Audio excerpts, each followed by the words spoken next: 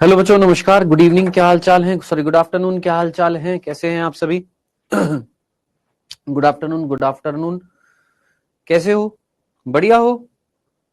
एकदम अच्छे हो? Good afternoon. सो बेटा, हम लोग यहाँ पर चैप्टर पढ़ रहे थे, कौन सा? मानव जनन। आई होप आपको चीजें याद होंगी। कल ही हमारी लेट क्लास हुई थी और आज हमारी वापस से जल्दी क्लास हो गई है ना? ओके, सो वेलकम है आप सभी का। जितने भी बच्चे हैं, नए बच्चे हैं, उनके लिए ये चीज है कि बेटा इसको स्कैन कर लीजिएगा। जो भी इंफॉर्मेशन होगी इस ग्रुप में आपको डाल दी जाएगी, है ना? वीडियो बनाकर डाल दिया गया है, कहां पर कौन सी कैसे किस तरीके से चीज अवेलेबल है। ओके, सो टॉपिक पर आते हैं बेटा जी। और हम लोग यहाँ पर पढ़ रहे थे ह्यूमन रिप्रोडक्शन। ह्यूमन रिप्रोडक्शन में हम पर्टिकुलरली बात कर रहे थे किसकी? मानव जनन तंत्र की, जिसमें हम नर जनन तंत्र यानी पुरुष जनन तंत्र, मेल रिप्रोडक्टिव सिस्टम पढ़ रहे थे। एक बार रिवाइज करा देता हूं। मेल रिप्रोडक्टिव सिस्टम श्रोणी भाग में था, जिसमें एक जोड़ी वृषण थे, सहायक नलिकाएं थी, सहायक ग्रंथियां और बाह्य जननेंद्रिय है। वृषण की आंतरिक संरचना हम पढ़ रहे थे। सहायक नलिकाओं का नाम हम लोगों ने देख लिया था, किस ऑर्डर में मिल रही है वो हम लोगों ने बात कर ली थी। सहायक ग्रंथियां हम पढ़ रहे थे, जहां पर हमारा टॉपिक छूट गया था।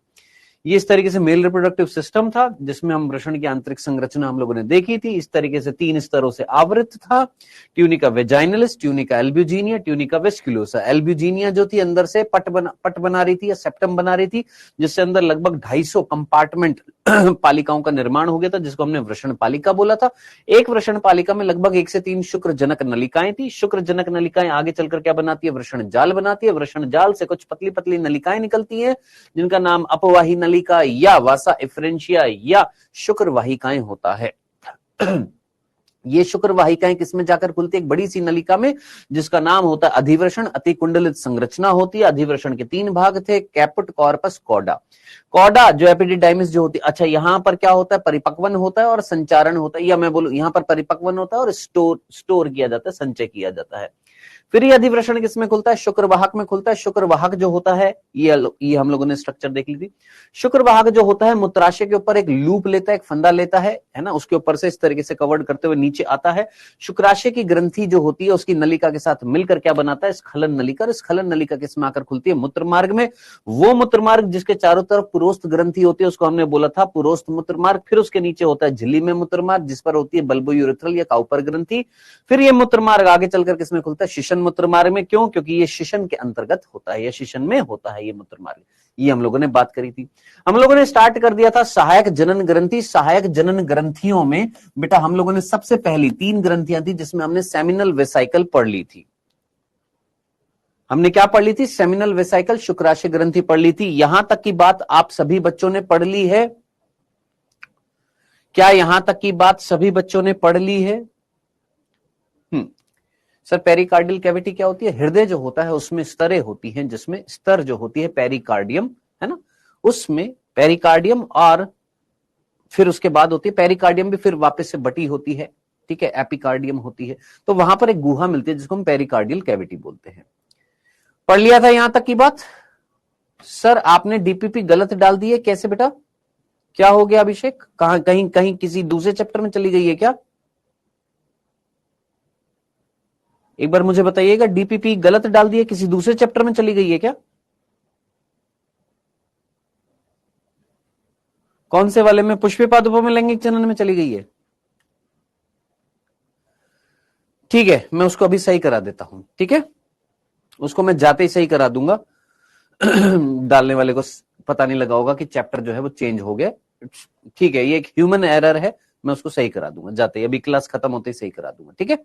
चलो, फिर भी जिनको पता लग गया है वो वहां से जाके डीपीपी डाउनलोड कर लीजिएगा, और नहीं डाउनलोड करिए कोई बात नहीं। अभी जब क्लास हमारी खत्म होगी, आज 2 क्लासेस है, अभी 3 से 5, फिर 5 से 7 हमारी 2 क्लासेस है बायो की। तो बेटा उस बीच में जो ड्यूरेशन मिलेगी 10 मिनट का गैप दूंगा, उस 10 मिनट के गैप में एक बार मैं चेंज करा दूंगा। यस बेटा, विकास बेटा, जो ये टॉपिक है यही टॉपिक सीयूईटी के पेपर में भी आते हैं। सर, ईंधन की जगह ऊर्जा भी बोल सकते हैं, एक ही बात है बेटा। ईंधन क्या प्रोवाइड करता है? ऊर्जा ही तो देता है। ठीक है, स्टार्ट करें। सेमिनल वेसिकल सभी को याद है। शुक्राशय ग्रंथि कितनी थी? पेयर्ड थी, 2 मिल रही थी। इससे जो पदार्थ निकलता है शुक्रीय प्लाज्मा का, वो 60 to 70% पोर्शन बनाता है, जो कैसा होता है? पारदर्शी होता है और जली जैसा होता है। इसका पीएच 7.3 होता है और इसमें मेन तीन चीजें थी। एक फ्रक्टोज जो शर्करा थी, जो ऊर्जा प्रदान कर रही है किसको? शुक्राणुओं को। दूसरा, इसके अंदर फाइब्रिनोजन था, जो फाइब्रिनोजन क्या कर रहा था सर? थक्का बना रहा था। क्यों थक्का बना रहा था ये यहां पर नहीं लिखा हुआ है, मैंने आपको बता दिया था।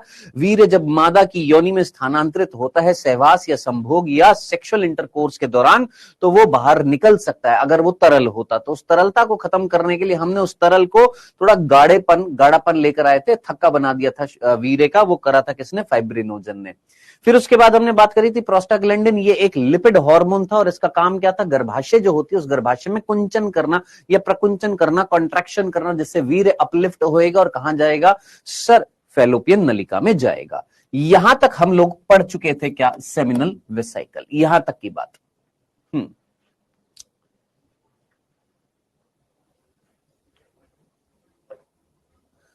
सर एनसीईआरटी के एक पैराग्राफ में यह समझ नहीं आया कि मादा के अंदर अंडाणु 50 एज में खत्म हो जाते हैं। तो बेटा आएगा ना आरिफ अली, तब बताऊंगा कि एक महिला, एक स्त्री जब पैदा होती है तो उसकी अंडाशय के अंदर एक निश्चित संख्या में क्या होती है?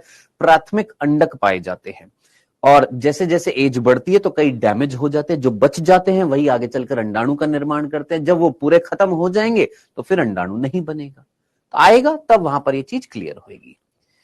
चलिए जीगा, चलें आगे। तो यहां पर आपने ये पहली हमने पढ़ ली थी सेमिनल वेसिकल। नेक्स्ट अगली जो ग्रंथि है उसका नाम है प्रोस्टेट ग्लैंड। आइएगा फटाफट जल्दी से पढ़ते हैं सर। प्रोस्टेट ग्लैंड बहुत सिंपल सी चीजें हैं, टाइम वेस्ट नहीं करना है। प्रोस्टेट ग्लैंड है, इंग्लिश में क्या बोला है सर हमने? पुरोस्थ ग्रंथि बोला है। सर ये जो पुरोस्थ ग्रंथि जो है, पहला क्वेश्चन बहुत सीधा सीधा, सर ये पुरोस्थ ग्रंथि जो है जिस मूत्र मार्ग पर है उस मूत्र मार्ग का नाम क्या था? पुरोस्थ मूत्र मार्ग। सर क्या ये युग्मित है या ये अयुग्म है? बताइए जल्दी से, क्या ये युग्मित है या अयुग्मित है? युग्मित है या अयुग्मित है? युग्मित का मतलब युग्म, युग्म का मतलब होता है पेयर, याद रखना। युग्मित का मतलब क्या होता है? पेयर्ड। ठीक है, अब आप मुझे बताइए, पेयर्ड का मतलब तो समझ में आता है जोड़ीदार। अब आप मुझे बताइए क्या युग्मित बोलूं या अयुग्मित बोलूं? सर अयुग्मित है, अनपेयर्ड है, यानी कैसी है? एकल है, सिंगल है। सिंपल, ओके जी। दूसरा, कहां पर पाई जा रही है? पुरोस्थ मूत्र मार्ग पर। पुरोस्थ मूत्र मार्ग जो है वहां पर पाई जाती है। Okay sir. सर ये कितना परसेंट पोर्शन बनाती है सर शुक्रीय प्लाज्मा का? इस ग्रंथि से जो स्त्राव निकलेगा, इसका स्त्राव जो होएगा वो लगभग 30% पोर्शन बनाता है, अराउंड 30% पोर्शन बनाता है। किसका? शुक्रीय प्लाज्मा का। शुक्रीय प्लाज्मा का अराउंड 30% पोर्शन जो होता है वो कौन बनाता है सर? पुरोस्थ ग्रंथि का स्त्राव। नेक्स्ट, ये जो पुरोस्थ ग्रंथि जो होती है, इस पुरोस्थ ग्रंथि में मेनली क्या की चीजें पाई जाती है और इसका स्त्राव जो होता है उस स्त्राव का पीएच कितना होता है? तो पीएच यहीं पर लिख देता हूं। पीएच कितना होता है इसका? भी लगभग 7.3, यानी थोड़ा सा क्षारीय होता है। थोड़ा सा कैसा होता है? क्षारीय होता है। ऑलमोस्ट दोनों का बराबर रखना। हाँ, थोड़ा सा शुक्राशय का ज्यादा होता है, लेकिन ये एलन के जो मॉड्यूल्स के अकॉर्डिंग या स्लाइड्स के अकॉर्डिंग जो लिखा गया, आप एग्जैक्टली वैसे ही याद रखना। 7.3 शुक्राशय का, 7.3 पुरोस्थ का। नेक्स्ट अगला बिंदु बेटा याद रखना है जो आपको, वो ये इनका स्त्राव जो होता है उस स्त्राव में है क्या? अच्छा, वो स्त्राव कैसा होता है सर? क्या वो गाढ़ा होता है? मैंने कहा जेली जैसा होता है, बिल्कुल होता है। और साथ ही साथ सर कैसा कलर होता है? वीर्य जो होता है ना, जब एक मेल से वीर्य रिलीज्ड होता है तो कैसा होता है? व्हाइट कलर का होता है। कैसा होता है? व्हाइट कलर का। तो वो व्हाइट कलर जो होता है वो कौन प्रोड्यूस करता है सर? ये जो प्रोस्टेट ग्लैंड से जो स्त्राव निकलता है वो व्हाइट कलर प्रोड्यूस करता है। किसका? वीर्य का। और एक पंजेंट स्मेल होती है। पंजेंट मतलब अजीब सी गंध होती है। वो जो गंध जो होती है वो भी किसके कारण होती है? इसी पुरोस्थ ग्रंथि के स्त्राव जो होता है उससे गंध, स्मेल प्रोड्यूस होती है। किसमें? वीरे के अंदर। सर अनावृत बोल सकते हैं? शाहरुख खान, अनावृत, आवृत का मतलब होता है कवर्ड, अनावृत का मतलब होता है अनकवर्ड। अनावृत क्यों बोलेंगे बेटा यहां पर? नेक्स्ट, अब बात आ रही है सर इनके स्त्राव में मिलता क्या है। बार बार हम स्त्राव लिख रहे हैं। स्त्राव 30% शुक्रिय प्लाज्मा बना रहा था, जिसका पीएच 7.3 था। कैसा था? जेली जैसा था, गाढ़ा था, व्हाइट कलर था और गंध उत्पन्न कर रहा था। अब इनके स्त्राव में क्या क्या चीजें पाई जा रही हैं? एक चीज तो मैंने आपको कल बता दी थी, अगर आपको याद आ रही हो। एक एंजाइम था और उस एंजाइम का नाम मैंने आपको बताया था, अगर आपको याद आ रहा हो, फाइब्रिनोलाइसिन। कितने बच्चों को याद है फाइब्रिनोलाइसिन? सर डीपीपी बता दीजिए। बेटा ऑलरेडी मैं आपको बता चुका हूं, कई बच्चों ने मेरे को बता दिया। डीपीपी जो है वो गलत जगह चली गई है, पुष्पी पादपों में लैंगिक जनन जो चैप्टर है वहां चली गई है। मैं उसको अभी क्लास खत्म होने के बाद इमीडिएटली हटाकर दूसरे चैप्टर में डाल दूंगा। यस, एंजाइम का नाम क्या है? फाइब्रिनोलाइसिन है। ये फाइब्रिनोलाइसिन क्या कर रहा था सर? थक्के को तोड़ रहा था। कौन सा थक्का सर? वो थक्का जो फाइब्रिनोजन ने बनाया था, वो फाइब्रिनोजन जो शुक्राशय ग्रंथि से निकला था। मादा योनि में जैसे 10 से 15 मिनट के लिए वो जो थक्के युक्त वीर्य सेटल डाउन हो जाता है, फिर उसको तरल में बदल दिया जाता है, और वो तरल में बदलने का काम कौन करता है? फाइब्रिनोलाइसिन। डन। क्या ये चीज हम ऑलरेडी कल पढ़ चुके हैं? क्या यहां तक की बात हम ऑलरेडी कल कर चुके हैं? यस। और क्या होता है? कैल्शियम याद रखना है। क्या पाया जाता है? कैल्शियम पाया जाता है। कैल्शियम वहां भी था, कैल्शियम यहां भी है, लेकिन यहां पर ज्यादा मात्रा है किसकी? कैल्शियम की। तीसरी चीज, प्रोस्टाग्लैंडिन। सर प्रोस्टाग्लैंडिन तो वहां भी था शुक्राशय में, मैंने कहा यहां भी है, यहां भी है यहां भी, वहां भी था। कैल्शियम है यहां भी, उसके तरल में भी था, लेकिन वहां पर फाइब्रिनोजन था, यहां फाइब्रिनोलाइसिन है। वहां फ्रक्टोज था, यहां फ्रक्टोज नहीं है। मेन फ्रक्टोज किससे था? शुक्राशय ग्रंथि से। क्या ये इतनी सी बातें क्लियर हैं बेटा? प्रोस्टाग्लैंडिन का कार्य क्या होता है मैं नहीं बता रहा हूं, ऑलरेडी कल बता दिया था। फाइब्रिनोलाइसिन का अभी नहीं बता रहा हूं कार्य, क्योंकि कल ऑलरेडी बता दिया था। कैल्शियम जो होता है वो जटिलता देता है। कैल्शियम जो होता है वो मूवमेंट के लिए रिस्पॉन्सिबल होता है, गति के लिए आवश्यक होता है। याद रखना, गति के लिए आवश्यक होता है। अब आप में से जितने भी ड्रॉपर हैं वो शायद कनेक्ट कर लेंगे। अगर आपको याद आ रहा हो, आपकी मसल्स का मूवमेंट करने के लिए कैल्शियम चाहिए होता है। जो ड्रॉपर नहीं है वो भी इतनी सी बात को समझ सकते हैं कि कैल्शियम जो होता है वो गति करने के लिए आवश्यक होता है। कैल्शियम जो होता है वो किसी चीज में कॉन्ट्रैक्शन करने के लिए, संकुचन करने के लिए आवश्यक होता है। कौन? कैल्शियम। तो कैल्शियम जो है वो मूवमेंट कराता है। तो कैल्शियम यहां भी है, कैल्शियम वहां भी था। प्रोस्टाग्लैंडिन यहां भी है, प्रोस्टाग्लैंडिन वहां भी था। फाइब्रिनोलाइसिन यहां है, वहां नहीं था, वहां फाइब्रिनोजन था। यस, बहुत ही बढ़िया, क्लियर है? डन। यहां तक की बात, ये थी हमारी पुरोस्त ग्रंथि। जो मैंने पॉइंट्स आपको बताया वही चीज यहां पर लिखे हुए। अयुग्मित होती है, यानी पेयर्ड नहीं होती है, सिंगल होती है। ये जो द्रव्य स्त्रावित करती है वो कैसा होता है? दूधिया, यानी व्हाइट कलर का होता है, गाढ़ा होता है, चिपचिपा होता है, या जेली जैसा होता है। नेक्स्ट, ये जो पुरोस्त ग्रंथि जो होती है उसका पीएच कितना होता है? वही 7.3। शुक्रिय प्लाज्मा का भी लगभग 7.3। ये ग्रंथि के स्त्राव में कैल्शियम होता है, वहां पर भी कैल्शियम है, यहां भी है, लेकिन यहां ज्यादा कैल्शियम है कंपैरेटिवली। ये लगभग 30% हिस्सा बनाती है, शुक्राणु के सक्रियण में हेल्प करती है, और इसके स्त्राव में कैल्शियम है। थक्का तोड़ने वाला एंजाइम फाइब्रिनोलाइसिन होता है। ये सारे बिंदु मैंने आपको बता दिए हैं। क्या ये चीज क्लियर है? यहां तक की बात, क्या यहां तक की बात क्लियर है? सर पीएच को मेंटेन कौन करता है? आयंस मेंटेन करते हैं बेटा। कैटायन, एनायन आपने केमिस्ट्री में पढ़ा होगा, हाइड्रोजन आयन नाम सुना होगा। तो आयंस जो होते हैं, तत्व, एलिमेंट्स जब आयनिक फॉर्म में मिलते हैं तो वो रेगुलेट करते हैं किसको? आयनिक किसको? पीएच को। ठीक है जी, डन। यहां तक की बात। यस जीशान, पूछो, क्या पूछना बेटा? सर इसका मेन प्रोडक्ट जो है वो फाइब्रिनोलाइसिन है। वैसे तो देखो, इसका मेन प्रोडक्ट जो होता है वो एक सिट्रिक एसिड होता है, जो यहां पर लिखा हुआ नहीं है।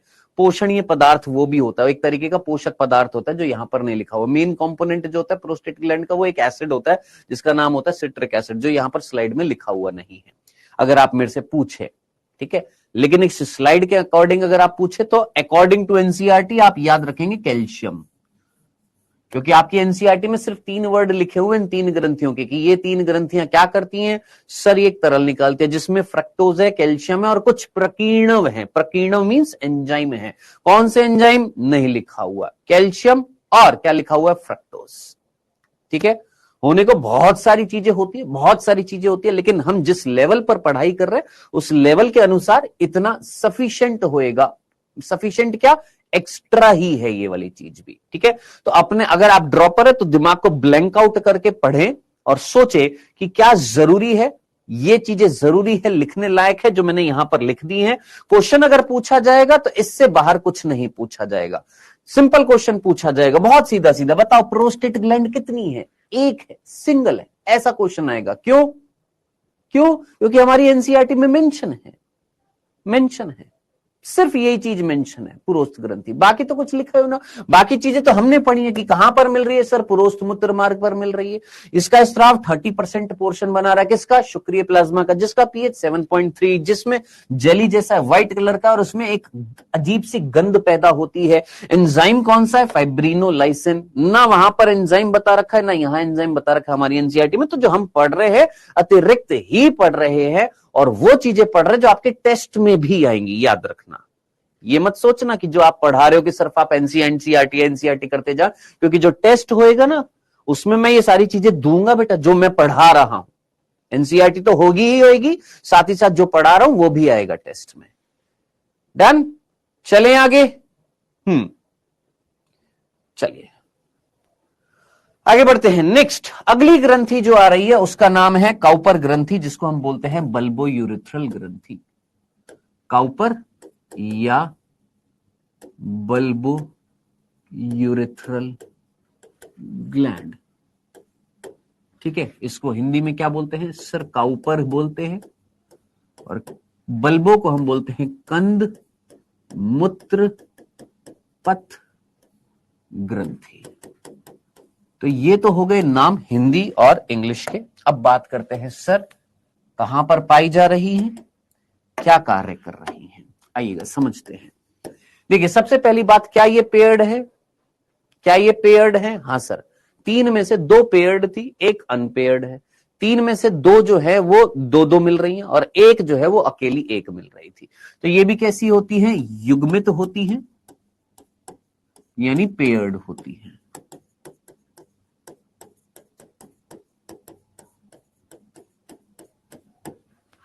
नेक्स्ट दूसरा, कौन से, कहां पर, किधर पाई जा रही है, किधर पाई जा रही है सर, झिल्ली में मूत्र मार्ग जो था, झिल्ली में मूत्र मार्ग जो था उस झिल्ली में मूत्र मार्ग के पार्श्व में पाई जा रही है, साइड में पाई जा रही है। पार्श्व मतलब जैसे मैं खड़ा हूं तो ये वाला पार्ट मेरा क्या कहलाएगा, पार्श्व कहलाएगा। तो झिल्ली में मूत्र मार्ग के पार्श्व में पाई जाती है। क्या इतनी सी बात क्लियर है, यहां तक की बात।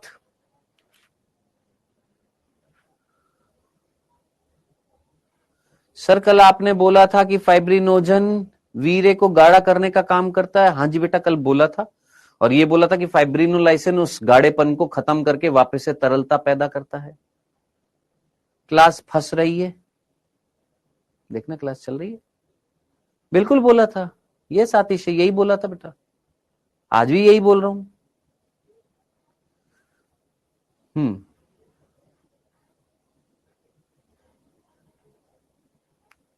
चल रही है क्लास, चल रही है, एक बार जरा जल्दी से मुझे बताएंगे बेटा, अभी फंस तो नहीं रही है, ठीक है, ठीक है, ओके। तो मैं वापस से बोल देता हूं। देखो अगली जो ग्रंथि थी, तीसरी जो ग्रंथि है ऑर्डर में, सबसे पहले शुक्राशय, उसके नीचे पुरोस्थ, उसके नीचे है बल्बोयूरेथ्रल। बल्बोयूरेथ्रल या कंद मूत्र पथ ग्रंथि, काउपर ग्रंथि कैसी होती है, पेयर्ड होती है, यानी 2 होती है। कहां पर मिल रही है, झिल्ली में मूत्र मार्ग पर। ये हम लोगों ने कल पढ़ा था, झिल्ली में मूत्र मार्ग जो था छोटा सा था, उसके साइड में इस तरीके से 2 छोटी छोटी ग्रंथियां पाई जा रही थी। कौन सी थी सर, काउपर ग्रंथियां पाई जा रही है, ठीक है सर। अब बात करते हैं सर इस ग्रंथि का जो स्त्राव जो होता है उसका पीएच कितना होता है? अराउंड 7.4 के आसपास इसका पीएच होता है।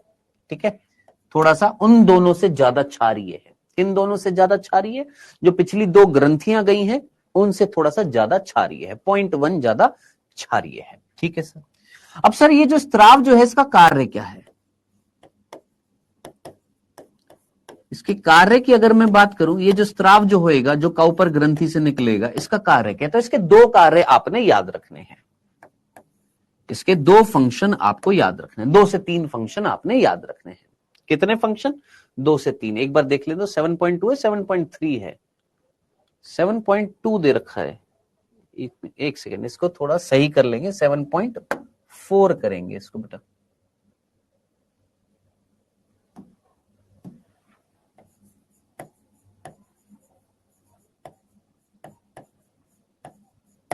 कैसा होता है? 7.4 करना है इसको, 7.2 नहीं, इसको कितना करेंगे? 7.4। ये थोड़ा सा ज्यादा क्षारीय होता है। अब उसका क्या रीजन है वो भी बताऊंगा। ठीक है जी। हाँ जी, अब बात आ रही है सर इसका कार्य क्या है। उस कार्य को जरा समझते हैं और बहुत सिंपल वे में समझने की कोशिश करेंगे बेटा। ये मान लेते हैं ये मूत्र मार्ग था, ठीक है, और ये शिशनीय मूत्र मार्ग है।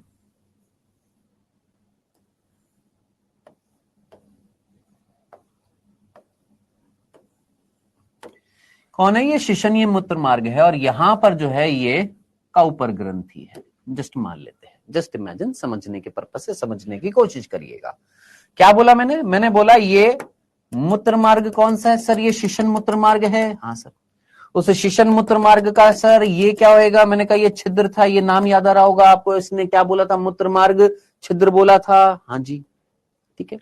अब दो बहुत सीधे से प्रश्न है। मैं आपसे पहला प्रश्न ये कहता हूं, सर यहीं से यूरिन भी निकलेगा? मैंने कहा हाँ जी, यहीं से यूरिन भी जाएगा।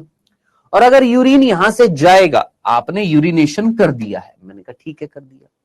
लेकिन अगर यूरिन की कुछ ड्रॉपलेट्स इसी मूत्रमार्ग में अगर रह गई हैं, मतलब पूरा तो नहीं निकला ना, थोड़ा बहुत अंदर मूत्रमार्ग में अगर है, यूरिन की कुछ बूंदे है ना, तो और इसी टाइम पर मान लो किसी व्यक्ति ने यूरिनेशन किया, और यूरिनेशन करने के बाद में अगर वो सहवास करता है, संभोग करता है फीमेल के साथ में, तो यहां से शुक्राणु भी आएंगे। मैंने कहा यस, वीर्य आएगा सर यहां से।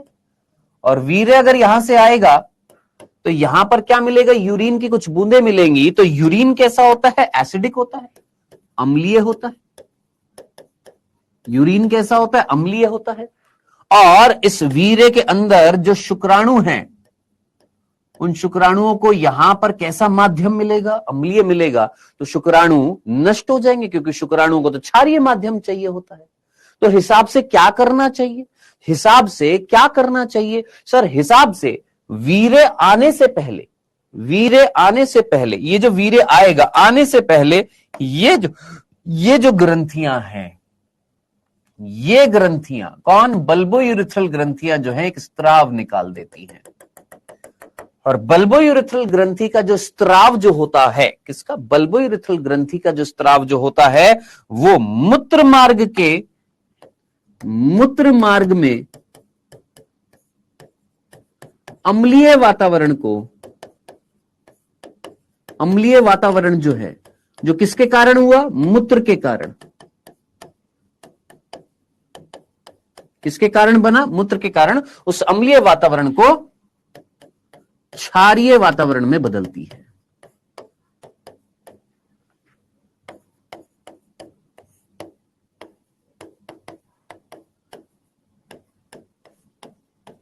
कौन? किसका स्त्राव सर? इस ग्रंथि का स्त्राव। यानी वीर्य आने से पहले ये बल्बोयूरेथ्रल ग्रंथि स्त्राव डाल देती है, अपना फ्लूइड यहां पर डाल देती है। किसमें? इस मूत्र मार्ग में, ताकि अंदर जो अम्लता है उसको नष्ट किया जा सके, अम्लता को क्षारीयता में कन्वर्ट किया जा सके।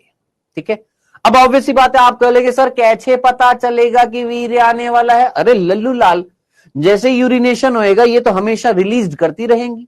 यूरिन किया आपने, इन्होंने रिलीज किया, ताकि वातावरण जो है वो कैसा हो जाए सर? क्षारीय हो जाए। इनको थोड़ा ना पता है कि वीर्य आएगा कि नहीं आएगा, ये तो ऑटोमेटिकली रिलीज करती जाएंगी, ताकि हमेशा अंदर कैसा वातावरण बना रहे? क्षारीय वातावरण बना रहे। अब इसी चीज को हम सिंपल वे में भी बोल सकते थे, क्या कि भैया ये जो बल्बोयूरेथ्रल ग्रंथि है इस मूत्र मार्ग का वातावरण कैसा बनाए रखती है, क्षारीय। क्यों? क्योंकि इसी मूत्र मार्ग से कौन आएगा, आ सकता है सर, वीर्य आ सकता है, और वीर्य अगर आया और अगर अम्लीय वातावरण मिला तो वीर्य के अंदर शुक्राणु नष्ट हो सकते हैं। तो पहले से ही इस मूत्र मार्ग का वातावरण क्षारीय बनाकर रखती है कौन, ये बल्बोयूरेथ्रल ग्रंथि। डन, यहां तक की बात क्लियर है? यहां तक डन। चले चले, तो पहला कार्य जो था वो क्या था, मूत्र मार्ग जो है उस मूत्र मार्ग के अम्लीय वातावरण को क्षारीय वातावरण में बदलना। अब आप में से कोई मुझे बता सकता है एक अम्लीय वातावरण को क्षारीय वातावरण में कैसे बदला जा सकता है? सोचो एक जगह जहां पर अम्लीयता ज्यादा है, जहां पर अम्लीयता ज्यादा है, उसको कम करने के लिए मैं क्या करूं? सिंपल सा प्रश्न पूछूंगा। एक जगह जहां पर अम्लीयता ज्यादा, उसको कम करने के लिए मैं उस जगह पर हाइड्रोजन आयन बढ़ाऊं कि हाइड्रोजन आयन उस जगह से घटाऊं? आराम से आंसर देना, केमिस्ट्री का बहुत सीधा सा क्वेश्चन मैं आपसे पूछ रहा हूं। हाँ जी सर, शिंभू सर, यूरिन का कलर व्हाइट और येलो कैसे हो जाता है? बेटा वर्णक के कारण होता है जिसका नाम यूरोक्रोम होता है। जो हमारे लीवर से एक वर्णक रिलीज होता है जिसका नाम बिलीरुबिन बिलीवर्डिन होता है। बिलीरुबिन बिलीवर्डिन का जब हम उपापचय करते हैं तो एक और वर्णक, एक और उपापचय पदार्थ निकलता है वर्णक के रूप में जिसका नाम होता है यूरोक्रोम। और ये यूरोक्रोम जो होते हैं मूत्र के द्वारा निकलते हैं और मूत्र को पीला रंग देते हैं। ठीक है, यस। हाँ जी, हाइड्रोजन आयन बढ़ाएंगे तो क्या होती है सर? पीएच घटती है।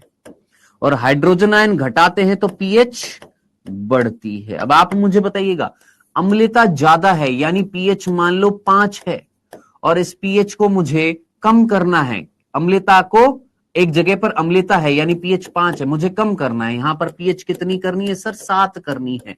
यानी मुझे पीएच बढ़ानी है कि घटानी है सर? मुझे पीएच बढ़ानी है, यानी मुझे हाइड्रोजन आयन की कंसंट्रेशन को उस जगह से क्या करना पड़ेगा? कम करना पड़ेगा। ठीक है, क्या ये कंसेप्ट समझ में आ गया है? ये चीज क्लियर है? तो आंसर क्या हो जाएगा? हाइड्रोजन आयन की कंसंट्रेशन को कम करना पड़ेगा।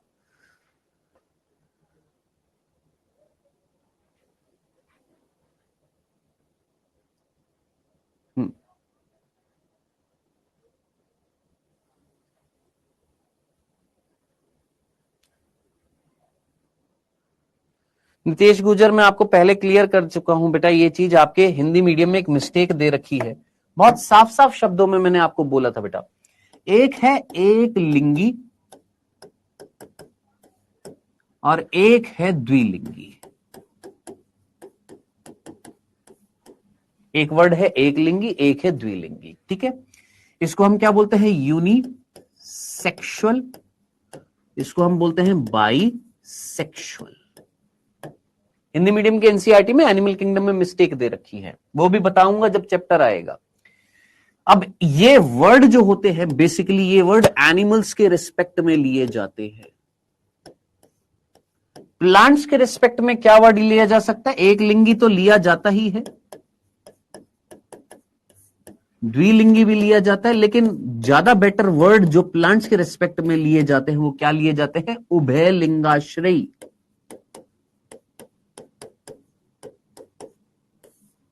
और इसको हम बोलते हैं एक लिंगाश्रयी। इंग्लिश में क्या बोलते हैं? याद रखना, उभय लिंगाश्रयी को और एक लिंगाश्रयी को सेम मीनिंग है, याद रखना था, भूल मत जाना था। डन, इतनी सी बात थी, पहले भी बता चुका हूं, याद रखना। सर शुक्राणु का जीवन कितना होता है? कल मैंने तेरे को बताया था 48 से 72 घंटे तक वेट करता है शुक्राणु, जीवन क्षमता है उसकी। यस सर, हमको ये समझ में नहीं आया, तुमको केमिस्ट्री में बहुत ज्यादा ज्ञान लेने की बहुत ज्यादा जरूरत है बेटा। बहुत सीधा सा कंसेप्ट है, अगर किसी जगह पर हाइड्रोजन आयन कंसंट्रेशन बढ़ती है तो पीएच घटती है, और हाइड्रोजन आयन कंसंट्रेशन घटती है तो पीएच बढ़ती है। मैंने बोला एक जगह है जहां पर अम्लता है, अब अम्लता मींस पीएच जो है 7 से कम है, मैंने बोला मान लो 5 है। अब मैंने आपसे कहा कि भाई मुझे इस अम्लीय वातावरण को कम करना है, यानी कम करना मींस क्षार में बदलना है। कैसा वातावरण करना है? क्षारीय करना है, यानी मुझे पीएच 5 से 6, 6 से 7, 7 से 8 करनी है पीएच, है ना। तो पीएच मुझे क्या करनी है सर, बढ़ानी है। तो पीएच अगर बढ़ानी है तो उस जगह पर हाइड्रोजन आयन कंसंट्रेशन को कम करना है। ये थी बात बेटा। चलिए जी, तो याद रखना इस जगह पर हाइड्रोजन आयन कंसंट्रेशन जितनी है उसको कम किया जाता है इस जगह पर, ताकि पीएच बढ़ सके, ताकि अम्लता जो है वो क्षारीयपन में बदल सके। आई होप इतनी सी बात अगर आपको क्लियर हो गई है। तो ये पहला फंक्शन था, किसका पहला फंक्शन था बेटा जी, ये बल्बोयूरेथ्रल ग्रंथि का। दूसरा फंक्शन है, मैं आपसे पूछता हूं, आप में से कितने बच्चों ने रिंग कभी पहनी है? पहनी है कभी रिंग? क्या आपने रिंग कभी पहनी है? अंगूठी कभी पहनी है? कभी जीवन में कभी पहनी होगी यार, पहनी है ना। चलो सर हमारी शादी, अरे मम्मी की लेकर पहन ले, पापा की लेकर पहन ले, एक बार ट्राई तो कर, है ना कभी ट्राई करके देखी होगी। हाँ भविष्य में मैं भी पहनूंगी, पहनूंगा है। चलो जी, है ना। हाँ चलो, अब आप मुझे बताइए, स्पेशली गर्ल्स जो है उन्होंने पैरों में शायद उंगलियों में पहनते ना। ठीक है चलो, मजाक के मूड में नहीं, जस्ट एक सिंपल सा क्वेश्चन है। मुझे बताइए, अगर मैं मान लो एक रिंग पहन लेता हूं और वो रिंग मेरी फंस जाती है, तो एक सिंपल सा क्वेश्चन मैं पूछ रहा हूं, वो रिंग फंस गई तो मैं उसको कैसे निकालूंगा?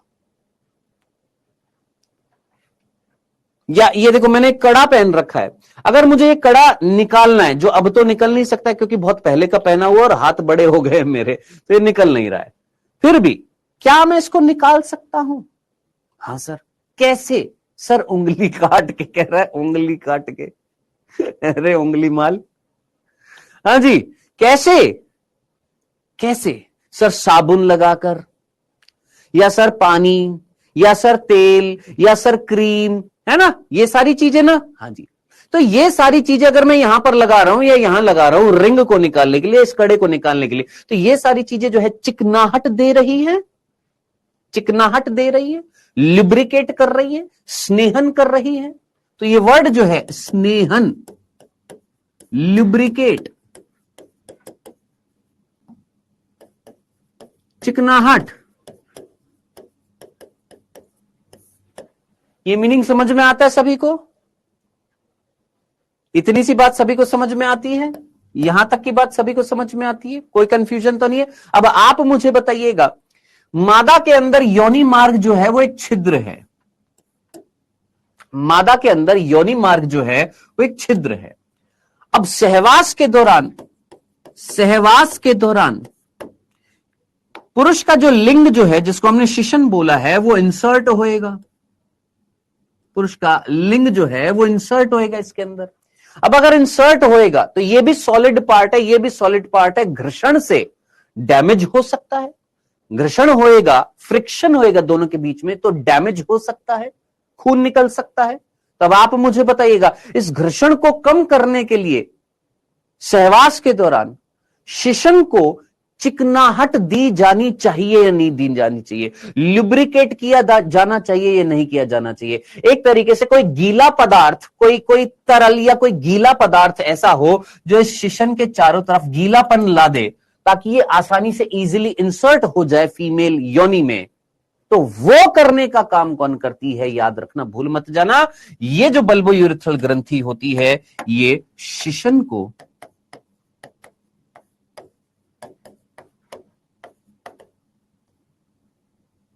स्नेहन प्रदान करती है। चिकनाहट बोल दीजिए या लुब्रिकेट बोल दीजिए, ठीक है। तो शिशन का स्नेहन करने के लिए, उसको लुब्रिकेट करने के लिए, उसको चिकनाहट देने के लिए रिस्पॉन्सिबल कौन सी ग्रंथि होती है? काउपर ग्रंथि, ताकि इजीली जो है शिशन जो है मादा के रिप्रोडक्टिव सिस्टम में इंसर्ट हो सके, ठीक है। तो पेनिस को लुब्रिकेट करने का काम कौन करती है? काउपर ग्रंथि। क्या ये काउपर ग्रंथि की इतनी सी, ये मात्र 3 बिंदु क्या यहां पर लिखे जो है, क्या ये क्लियर है? यहां तक कोई कंफ्यूजन तो नहीं था? इलॉजिकल प्रश्न नहीं, जो यहां तक की बात है, यहां तक की बात सीधी सपाट साफ साफ, क्या ये चीज क्लियर है? हाँ जी, डन। चलिए एक बार देख लेते हैं, ये काउपर ग्रंथि में क्या क्या लिखा हुआ था। काउपर ग्रंथि में यह मूत्र मार्ग के पार्श्व भाग में पाई जाती है, ये हम लोगों ने ऑलरेडी लिख दिया है। कहां पर पाई जाती है सर? मूत्र मार्ग जो था उसके पार्श्व भाग में पाई जा रही थी। उस मूत्र मार्ग का नाम क्या था? झिल्ली में मूत्र मार्ग। इसे बल्बोयूरेथ्रल ग्रंथि भी कहा जाता है। ये हम ऑलरेडी यहां पर हेडिंग में लिख चुके हैं, काउपर या बल्बोयूरेथ्रल ग्रंथि। नेक्स्ट अगला बिंदु, ये मूत्र मार्ग के झिल्लीदार भाग में स्थित होती है। मैंने कहा बहुत सही भाग है। ये जिस जिस जिस मूत्र मार्ग पर ये पाई जा रही है उसका नाम क्या था? झिल्ली में मूत्र मार्ग था। वो आगे चलकर किसमें ओपन हो रहा था? झिल्ली में मूत्र मार्ग आगे चलकर किसमें ओपन हो रहा था? शिशन मूत्र मार्ग में खुलता है, शिशन मूत्र मार्ग में ओपन होता है।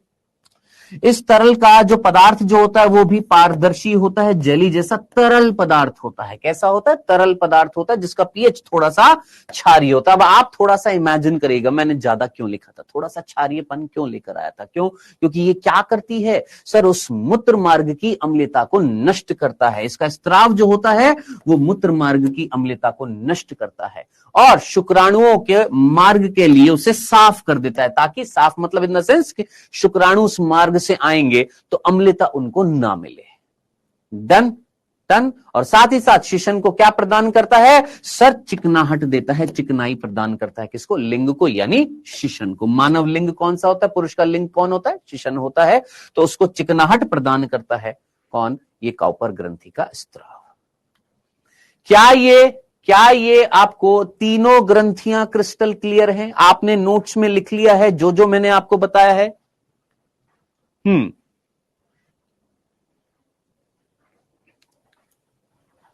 क्या ये चीजें क्लियर हैं यहां तक की बात? सर प्रेग्नेंट ना होने के लिए क्या करें? अगले चैप्टर में पढ़ेंगे बेटा वो, ठीक है? डन। चलें आगे, पक्का? चलिए आगे बढ़ते हैं। नेक्स्ट अगला जो टॉपिक है वो आ रहा है सीमन। सीमन को हम बोलते हैं वीर्य। जल्दी से मुझे बताइएगा बेटा, ये जो वीर्य जो था ये किससे मिलकर बना हुआ था? दो चीजों से मिलकर बना हुआ है, एक शुक्राणु और एक शुक्रीय प्लाज्मा। शुक्रीय प्लाज्मा किसने रिलीज किया सर? सहायक ग्रंथियों ने रिलीज किया। कौन सी सहायक ग्रंथि? 3 सहायक ग्रंथि है जो हम यहां पर पीछे पढ़ चुके हैं। सीधी सी बात थी, फटाफट पढ़ेंगे। वीर्य जो है वो किससे बना होता है? शुक्राणु और सहायक जनन ग्रंथियों का जो द्रव्य, जिसको हमने क्या बोला था? शुक्रीय प्लाज्मा, इन दोनों से मिलकर बना होता है। इसकी मात्रा जो होती है वो लगभग 3 से 4 ml एक बार में रिलीज्ड होती है। यानी एक मेल, एक एडल्ट मेल जो है, जब सहवास करता है या संभोग करता है या इजैक्यूलेट करता है, स्खलन करता है, ये सारे शब्द बताऊंगा आपको, तो बॉडी से जब वीर्य निकलता है तो एवरेजली लगभग कितना निकल जाता है? 3 से 4 ml वीर्य शरीर से बाहर निकलता है। ठीक है जी? हाँ जी, कितना निकलता है? 3 से 4 ml निकलता है, जिसका पीएच जो होता है लगभग लगभग 7.3 ही रहता है। ठीक है? अब 1 ml में कितने हैं सर? 1 ml में कितने शुक्राणु होते हैं? 20 से 120 मिलियन क्या होते हैं? शुक्राणु होते हैं। कितने होते हैं? 20 to 120 मिलियन शुक्राणु होते हैं 1 ml में। तो अब आप मुझे बताइएगा, एक एडल्ट मेल से जब वीर्य रिलीज होता है शिशन के द्वारा, तो लगभग लगभग एक बार स्खलन करने से, स्खलन का मतलब होता है बॉडी से निकलना, ध्यान से सुनना, एक वर्ड है क्या? स्खलन, और एक है वीर्य सेचन। एक वर्ड है स्खलन, जिसको हम बोलते हैं इजैक्यूलेशन, और एक है वीर्य स्खलन, इंसेमिनेशन। इन दोनों वर्ड का मीनिंग बिल्कुल अलग है। क्या? कि अगर वीर्य बॉडी से बाहर निकल रहा है, वीर्य नर शरीर से बाहर निकलता है, तो उस प्रक्रिया को हम बोलते हैं क्या? स्खलन। तो सर वीर्य स्खलन क्या होती है? मैंने बोला वीर्य जब नर शरीर से बाहर मादा योनि में स्थानांतरित किया जाता है, या मादा जनन पथ में डाला जाता है या स्थानांतरित किया जाता है,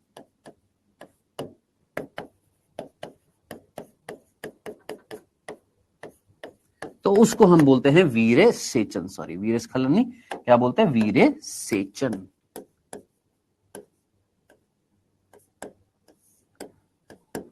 तो ये दो शब्द हैं बेटा, यहां पर आपने याद रखने हैं, एक है वीर सेचन और एक है स्खलन। क्या ये दोनों का मीनिंग आपको समझ में आया? एक बार मुझे बताइए कि एक पुरुष है, उसने अपनी बॉडी से वीर्य निकाला। अब वो कई तरीके होते हैं, जैसे एक वर्ड होता है जो आप लोगों ने नाम सुना होगा, और आई होप आप सभी टीनेजर्स हैं, और इस एज में एक प्रक्रिया होती है जिसका नाम होता है हस्तमैथुन, जिसको हम मैस्टरबेशन बोलते हैं। मैस्टरबेशन जो होता है वो जस्ट एक अनुभव होता है एक मेल और फीमेल का, एक आर्टिफिशियल सहवास करने का, ठीक है। तो उसमें जो है बॉडी से क्या रिलीज्ड होता है? वीर्य रिलीज्ड होता है। तो अगर बॉडी से वीर्य रिलीज्ड हो रहा है, क्या वीर्य जो है अगर नर शरीर से बाहर निकल रहा है, वीर्य जो है अगर नर शरीर से बाहर निकल रहा है, अब वो कैसे बाहर निकल सकता है? किसी प्रॉब्लम से भी निकल सकता है, कई प्रॉब्लम्स होती हैं जिसमें वीर्य बाहर निकल सकता है, ठीक है। और साथ ही साथ हस्तमैथुन से भी बाहर निकाला जा रहा है। अगर पर्टिकुलरली मादा के शरीर में स्थानांतरित होता है तो हम उसको इंसेमिनेशन बोलते हैं, और बॉडी से बाहर रिलीज हो रहा है तो उसको हम इजैक्यूलेशन बोलते हैं। ये दो वर्ड याद रखने थे। तो मैंने आपसे कहा कि दोस्त यहां पर एक बार इजैक्यूलेशन करने से बॉडी से बाहर वीर्य जब निकलता है, एक बार इजैक्यूलेशन होता है तो कितना ml वीर्य निकलता है? 3 से 4 ml वीर्य निकलता है। तो अब आप मुझे बताइए टोटल लगभग एवरेज कितने शुक्राणु रिलीज्ड होते हैं? यस, नाइटफॉल जिसको हम बोलते हैं, कई सारी रोग की परिस्थितियां होती है। यस, लगभग 200 से 300 मिलियन, कितने?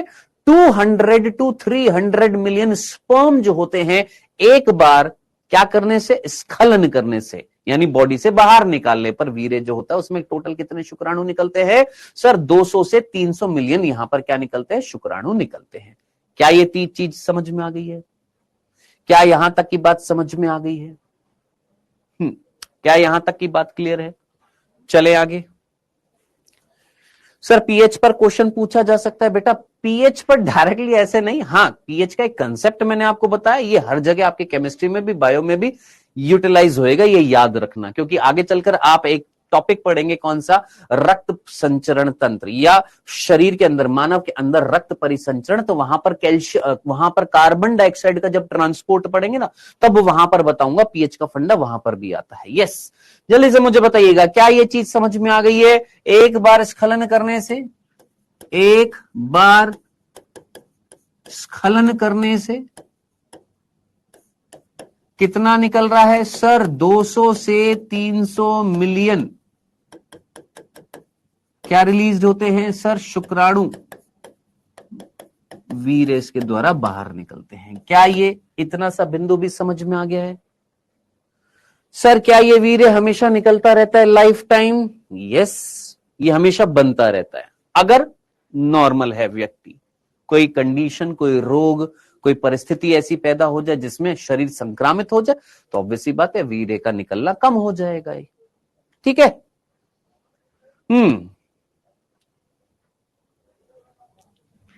चलिए जी, यहां तक की बात चले।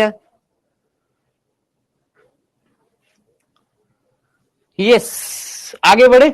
आई नो आपके बहुत सारे सवाल है, सर हमारी बॉडी में अगर स्पर्म काउंट कम हो जाए तो वापिस कितने दिनों में बन जाएगा, है ना? ऐसे ऐसे क्वेश्चंस आएंगे। सर हिस्टेरेक्टोमी क्या होता है? गर्भाशय को शरीर से बाहर निकाल देना। सर फीमेल में ल्यूब्रिकेशन कौन करता है? कल मैंने आपको एक ग्रंथि बताई थी, बार्थोलिन ग्रंथि, जो बताऊंगा जब फीमेल रिप्रोडक्टिव सिस्टम आएगा। फीमेल में भी ल्यूब्रिकेशन चाहिए होगा ना, तो यहां पर अगर मेल में अगर ल्यूब्रिकेशन की हम लोगों ने बात करी, किसमें? मेल में अगर हमने ल्यूब्रिकेशन की बात करी थी कि मेल जो है उस मेल के शिशन को ल्यूब्रिकेट करने का काम कौन कर रहा था? एक तरल, जो तरल किसने निकाला था? काउपर ग्रंथि ने। सेम टू सेम फीमेल का ये वाला जो पोर्शन है इसको भी तो ल्यूब्रिकेट करना होगा। जो फीमेल का ये जो योनि वाला भाग है इसमें भी तो कोई तरल रिलीज करना होगा। भाई एक तरफ से फ्लूइड है, दूसरी तरफ से भी तो फ्लूइड होएगा, दोनों तरफ से फ्लूइड होएगा तो सहवास और इजी हो जाएगा, संभोग और इजी हो जाएगा। यस, तो यहां पर फीमेल की जो योनि जो होती है, इसके दोनों तरफ योनि का जो छिद्र होता है उसके दोनों तरफ एक ग्रंथि होती है जो हम बाद में पढ़ेंगे, जिसका नाम होता है बार्थोलिन ग्रंथि। जो वर्ड अगर आपको याद आ रहा हो तो शायद परसों के लेक्चर में या कल के लेक्चर में आपको बताया था, फीमेल में सहायक ग्रंथि बार्थोलिन ग्रंथि होती है और ये बार्थोलिन ग्रंथि काउपर ग्रंथि के जैसा कार्य करती है। ये भी प्लाज्मा या ये भी फ्लूइड या ये भी एक मैं बोलूंगा एक ऐसा तरल म्यूकस जैसा, श्लेष्मा जैसा चिपचिपा तरल रिलीज करती है जो स्नेहन देता है मादा प्रजनन पथ को। ठीक है, चलिए जी यहां पर आते हैं वापस से बेटा। तो यहां तक की बात क्लियर हो गई होगी कि सीमन जो होता है, वीर्य जो होता है, किससे बना होता है? Okay sir. एक बार स्खलन करने से कितने शुक्राणु बाहर निकल रहे हैं? ओके। एक बार स्खलन करने से कितना वीर्य निकलता है? ओके। वीर्य का पीएच इतना, ओके। 1 ml में कितने होते हैं सर? इतने होते हैं। तो कितने बाहर निकल रहे हैं सर? लगभग इतने बाहर निकलते हैं। एवरेज हमने यहां पर ये लिया है। अब यहां पर 4 कंडीशन बात करते हैं। सर आपने बोला था बार्थोलिन ग्रंथि ब्रेस्ट में होती है, क्या?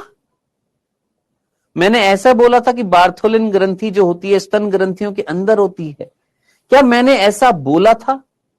सर स्खलन की इंग्लिश क्या है बेटा? इजैक्यूलेशन। मैंने यहां पर वर्ड लिख दिया था बाबू, इजैक्यूलेशन। कहां लिखा है? ये देखो, ई जे क्यू ए एल।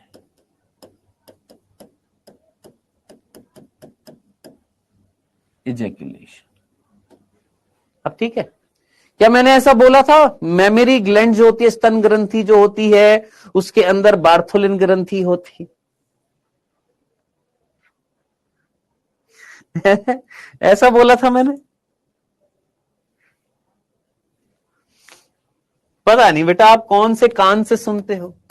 मैंने तो ऐसा नहीं बोला था। मैंने ऐसा नहीं बोला था। मैंने यह बोला था कि मादा के अंदर स्तन ग्रंथि जो होती है वो द्वितीय लैंगिक अंग नहीं है। उसकी जगह मैंने ये बोला था, वहां पर मैंने एक ग्रंथि का नाम लिखा था जिसका नाम लिखा था बार्थोलिन ग्रंथि। स्तन ग्रंथि क्यों नहीं लिखा था?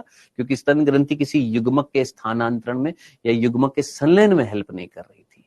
ये बोला था, ये थोड़ा ना बोला था स्तन ग्रंथि के अंदर बार्थोलिन ग्रंथि है। बेटा स्तन ग्रंथि योनि के पास में, सॉरी इस स्तन ग्रंथि जो है वक्षीय भाग में और बार्थोलिन ग्रंथि जो है वो योनि के पास में। क्या यार, तौबा तौबा तौबा, क्या बालक तुम कुछ भी बना देते हो, है ना? ओके, यहां पर हाँ जी, यहां पर 4 कंडीशंस में बता रहा हूं, कृपया करके कॉपी में फटाफट लिखेंगे और चैटिंग थोड़ी कम किया करो, बहुत करते हो। यहां पर 4 कंडीशन है, चारों कंडीशंस ये चीज समझ में आ गई। हेडिंग डाल दिया था वीर्य सीमन। वीर्य 2 चीजों से बना होता है, लिख दिया। इसकी मात्रा 3 से 4 ml एक बार स्खलन करने से। पीएच 7.3। सामान्य शुक्राणु की संख्या 1 ml में प्रति ml कितनी होती है? 20 से 120 मिलियन होती है। एक बार स्खलन यानी इजैक्यूलेशन में 200 से 300 मिलियन शुक्राणु निकलते हैं। ये लिख लिया सभी ने। 4 कंडीशन जरा देखिएगा। सबसे पहली जो कंडीशन है उसका नाम है अल्प शुक्राणुता। इंग्लिश में बोलते हैं ओलिगोस्पर्मिया। ठीक है, अल्प शुक्राणुता और अशुक्राणुता, इन दोनों का मीनिंग क्या होएगा जरा सोचो। एक वर्ड मैंने लिखा है अल्प शुक्राणुता और एक लिखा मैंने अशुक्राणुता। खुद जरा सोचना, अगर मैं तुमसे बोलूं कि प्रति ml 10 मिलियन शुक्राणु मिल रहे हैं, 1 ml में 10 मिलियन शुक्राणु मिल रहे हैं, यानी शुक्राणुओं की संख्या अल्प यानी कम कर दी। कितना था 1 ml में? सर 20 से 120 मिलियन था ना? हाँ सर। अगर 20 मिलियन से कम हो जाए, जैसे 10 मिलियन हो गई, तो क्या मैं इसको ये नहीं बोलूंगा कि स्पर्म जो है उनकी मात्रा कम हो गई है? क्या ये चीज समझ में आई? डन। अब अशुक्राणुता, स्पर्म एब्सेंट है, स्पर्म है ही नहीं, अनुपस्थित है, उस कंडीशन को क्या बोलूंगा? अशुक्राणुता। क्या ये 2 कंडीशंस का मीनिंग समझ में आ गया है? शुक्राणु कम है, अल्प शुक्राणुता। शुक्राणु है ही नहीं वीर्य में, अशुक्राणुता। डन, क्लियर है? चले आगे। तो याद रखना, आज के बाद जीवन में अगर कहीं भी ओलिगो वर्ड आएगा, जो जैवणु चैप्टर में आएगा, याद रखना जैवणु चैप्टर जब हम पढ़ेंगे बायोमोलिक्यूल्स, तो वहां पर कार्बोहाइड्रेट्स पढ़ेंगे। कार्बोहाइड्रेट्स नाम सुना है ना आपने? तो कार्बोहाइड्रेट जिनको हम शर्करा बोलते हैं, एक पढ़ेंगे मोनोसेकेराइड, एक पढ़ेंगे ओलिगोसेकेराइड और एक पढ़ेंगे पॉलीसेकेराइड। क्या? अभी बस हल्का सा हिंट दे रहा हूं ताकि थोड़ा सा चीज क्लियर हो जाए। ये एक ईंट है, ये 2 ईंटें जोड़ दी या 3 ईंटें जोड़ दी हैं या 4 ईंटें जोड़ दी हैं, 5 ईंटें जोड़ दी है, ऐसे करते करते करते करते करते 10 ईंटें जोड़ दी हैं। यहां पर मैंने 10 से ज्यादा ईंटें जोड़ दी हैं। अब कितनी जोड़ दी है? मान लो 100 जोड़ दी है। तो ये जो एकल इकाई जो होती है शर्करा की, ठीक है, ये हमने इस तरीके से जोड़ दी है।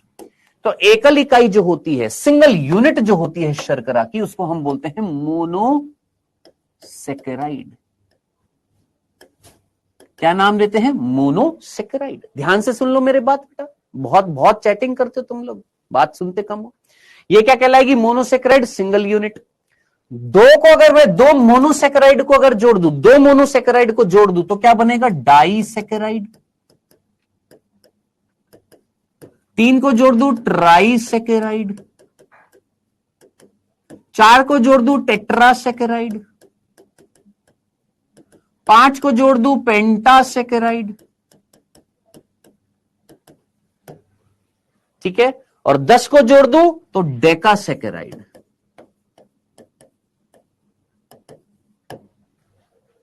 डन। तो 2 यूनिट को जोड़ा डाई, 3 को जोड़ा ट्राई, 4 को टेट्रा, 5 को पेंटा, 10 को डेकासेकेराइड। यहां तक की बात।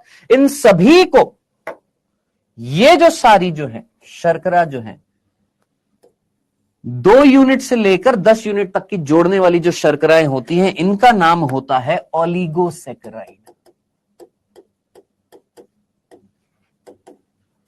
10 से ज्यादा हजारों की तादाद में जोड़ दी, पॉलीसेकेराइड। अब आप मुझे इतनी सी बात बता देना, जो बच्चे बाद में आएंगे फिर वो पूछेंगे, आपको अभी से ये चीज याद रखनी चाहिए। क्या? What is mono? 1। What is poly? बहुत सारे। ओलिगो मतलब कम।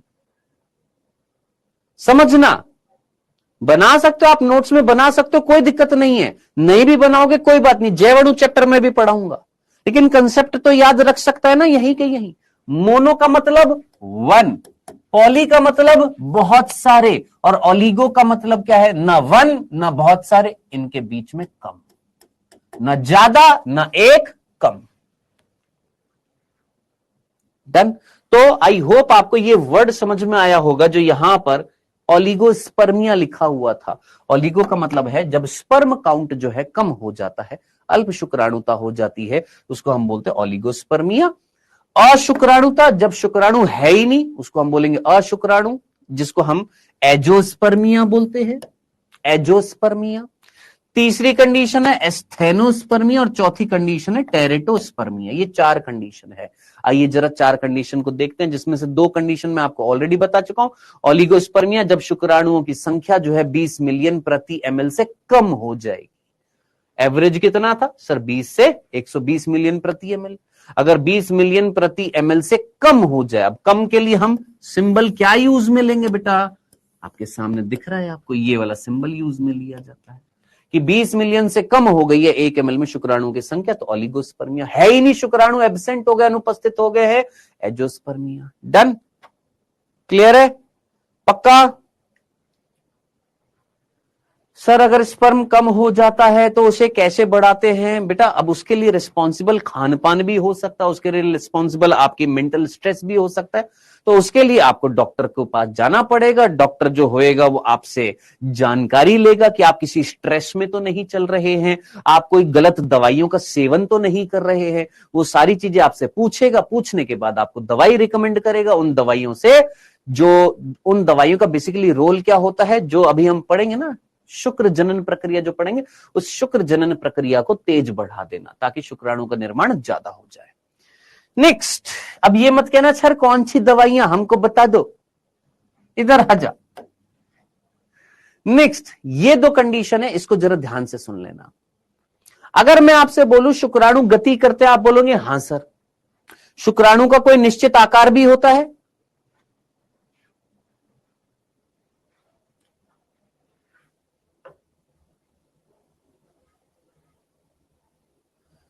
यस, प्रियांजल श्रीवास्तव, क्या प्रॉब्लम है?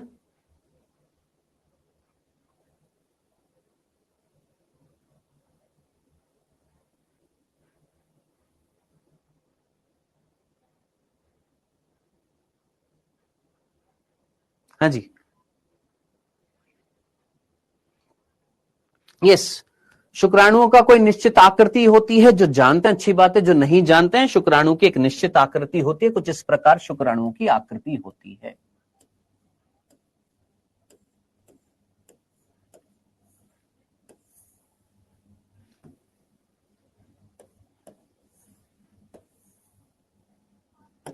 जिसमें ये वाला भाग जो होता है इसको हम हेड बोलते हैं, शीर्ष बोलते हैं।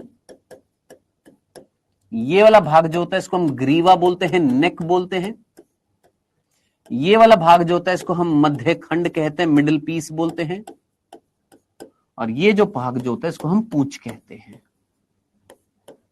तो इस तरीके से शुक्राणु जो होता है उसके 4 पार्ट्स में वो डिवाइडेड होता है। अब मैंने आपसे सिंपल सी बात बोली, हम लोग नॉर्मली ये बनाने से बेटर है हम इस तरीके से बना देते हैं कि भैया ये शुक्राणु है, इस तरीके से नॉर्मल, है ना।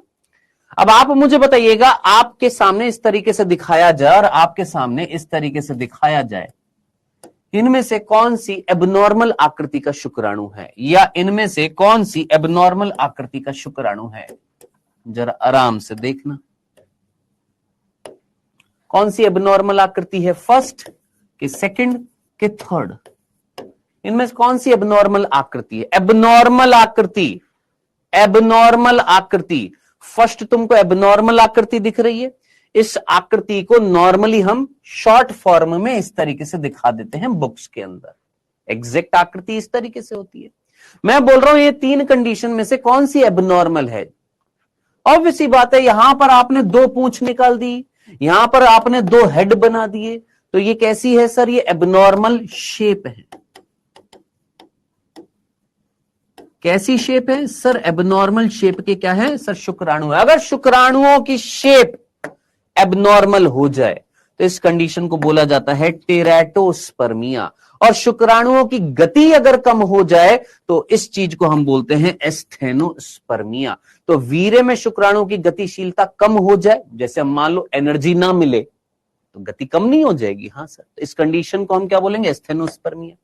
और शुक्राणु की अगर आकृति जो है वो खराब हो जाए तो उसको हम बोलते हैं टेराटोस्पर्मिया। आकार की एबनॉर्मल, असामान्य आकृति आकार की वाले शुक्राणु, इस तरीके से ये क्या कहलाएगा? टेराटोस्पर्मिया। क्या यहां पर ये जो स्लाइड में जो चीजें लिखी गई हैं, यहां तक की बात क्रिस्टल क्लियर है? क्या समझ में नहीं आया राखी गोयल आपको? राखी गोयल, मेरे को एक बात बताओ, आपकी 2 आंखें हैं, 2 की जगह अगर 4 आंखें हो जाएं तो क्या ये नॉर्मल आकार की कहलाएगी या एबनॉर्मल आकार की कहलाएगी? आपकी बताओ मुझे। इतनी सी बात आपको समझने में 2.5 घंटे लगेंगे क्या? मेरे को एक बात बताओ। सर हमको समझ में नहीं आया, क्या चीज समझ में नहीं आई बताओ मेरे को, इतनी सी बात। सर 2 पूंछ होएगी तो गति अधिक होएगी, भाग नहीं जाएगा फाड़ के फिर।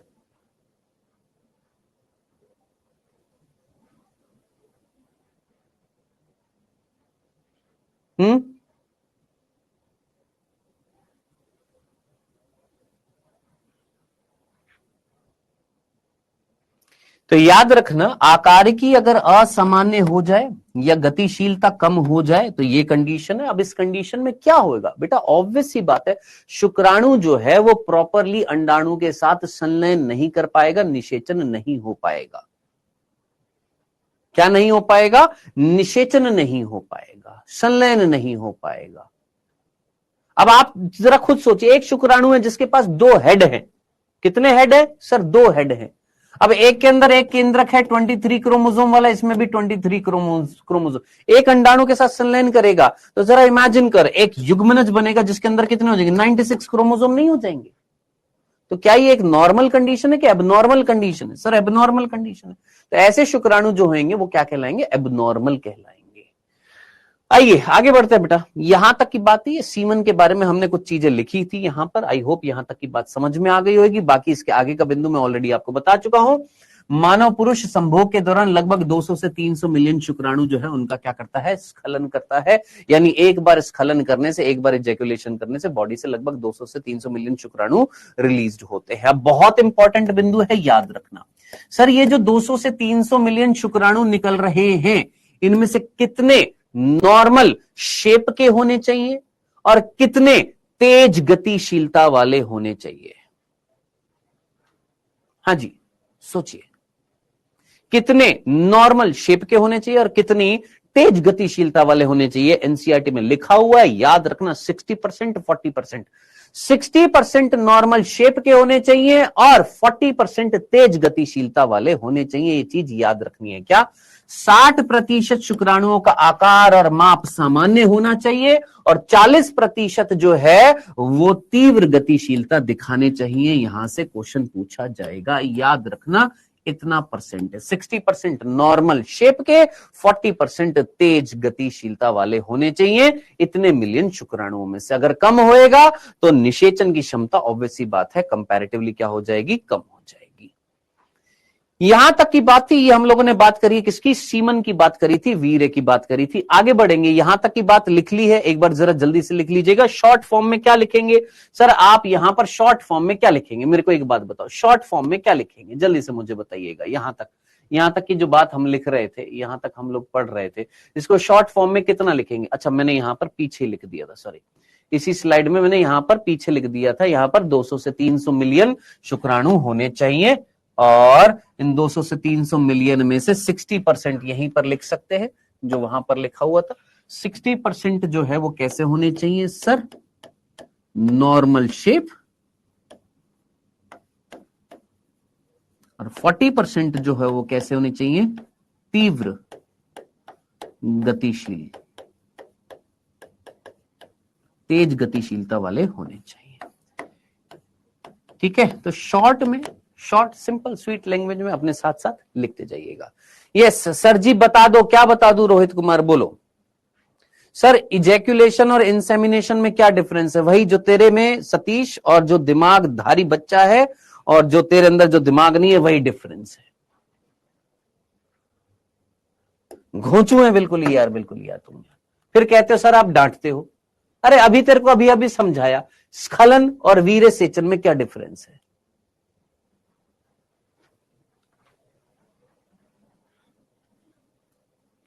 सर स्पर्म के जनक कौन है? पापा है बेटा।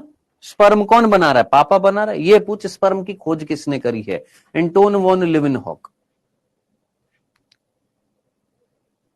हाँ जी,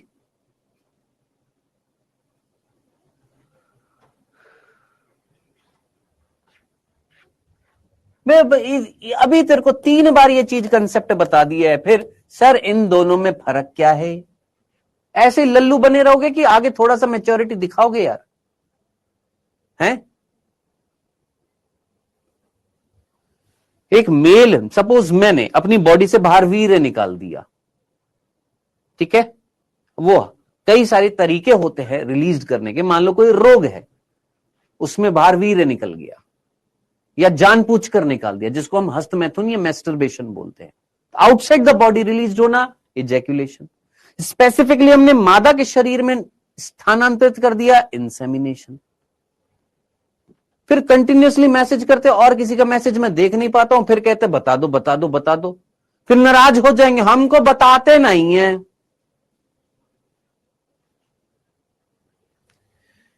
नेक्स्ट अगले बिंदु पर आते बेटा। यहां पर नेक्स्ट बिंदु जो था वो ये था, अगला टॉपिक जो हम पढ़ने वाले हैं वो पढ़ने वाले हैं सेमिनिफेरस ट्यूब्यूल्स, शुक्रजनक नलिका।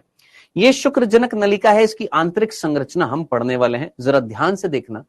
शुक्रजनक नलिका किसकी बात करने वाले हैं? शुक्रजनक नलिका। हेडिंग डालेंगे शुक्रजनक नलिका।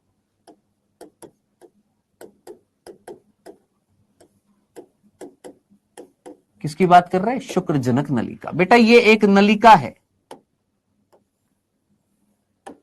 ठीक है, दिख रही है? कितनी मिल रही थी एक पालिका के अंदर? 1 से 3 शुक्रजनक नलिका मिल रही थी। बंद कर दीजिएगा कमेंट, नहीं तो पढ़ने देंगे।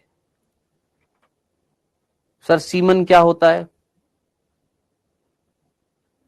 कुछ नहीं बेटा, तू जाकर पोकेमोन देख बेटा।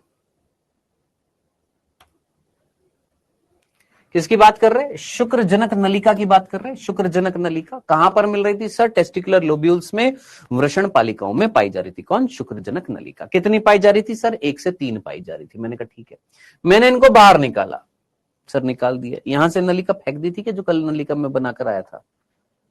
है? हाँ जी, ये एक नलिका है, मान लो दिखाई दे रही है। हाँ सर ये नलिका है। अब इसी नलिका को अगर आपके सामने दिखाऊं तो ये गोल गोल गोल गोल दिखेगी। काट दूं, अगर ऐसे मैं काट दूं और काट कर आपके सामने रखूं तो आपको कैसी दिखाई देगी? गोल दिखाई देगी सामने से। हाँ सर, लेयर्स दिखाई देंगी, इसकी स्तरें दिखाई देंगी ना, सामने से ऐसे कटी हुई इस तरीके से। अगर मैं इसको काट दूं, है ना, और ऐसे काट दूं तो ये इस तरीके से हो जाएगी। हाँ सर, और इसको आपकी तरफ कर दूं तो इसमें लेयर्स दिखाई देंगी। इतना सा कंसेप्ट समझ में आ गया यहां तक की बात? ठीक है जी, ये लो ऐसे कर दिया, इसको थोड़ा सा ऐसे कर दिया तो लेयर्स दिखाई देंगी। चलो, तो ये बेटा हमारी कौन है? शुक्रजनक नलिका है। और ये जो शुक्रजनक नलिकाएं जो है, ये जो शुक्रजनक नलिकाएं जो है, इन शुक्रजनक नलिकाओं को बाहर हमने निकालकर इनकी संरचना को देखा। तो सबसे पहला कंसेप्ट हमें पता लगा कि ये शुक्रजनक नलिकाएं जो हैं, ये एक आवरण से, एक रेशे में, रेशे मतलब फाइबरस, जो फाइबर से बना होती है एक स्तर। जैसे ये एक रेशा है, ये रेशा है, फाइबर है, यानी ऐसे कई सारे फाइबर मिलकर एक लेयर बना रहे हैं। ये लेयर का नाम होता है ट्यूनिका प्रोपरिया। ट्यूनिका का मतलब ही क्या होता है? आवरण होता है। ट्यूनिका प्रोपरिया। तो ट्यूनिका प्रोपरिया जो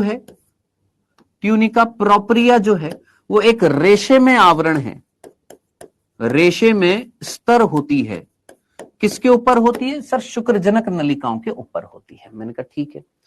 हमने एक शुक्रजनक नलिका को अब काटा और काट कर हमने देखा तो हमें क्या दिखाई दिया सर? ये है ट्यूनिका प्रोपरिया। पिंक कलर से बनाई थी तो पिंक कलर से हमने यहां पर बना दी है। This is tunica propria. Okay sir. अब सर ये ट्यूनिका प्रोपरिया जो है, इसको हिंदी में क्या बोलेंगे? ट्यूनिका प्रोपरिया।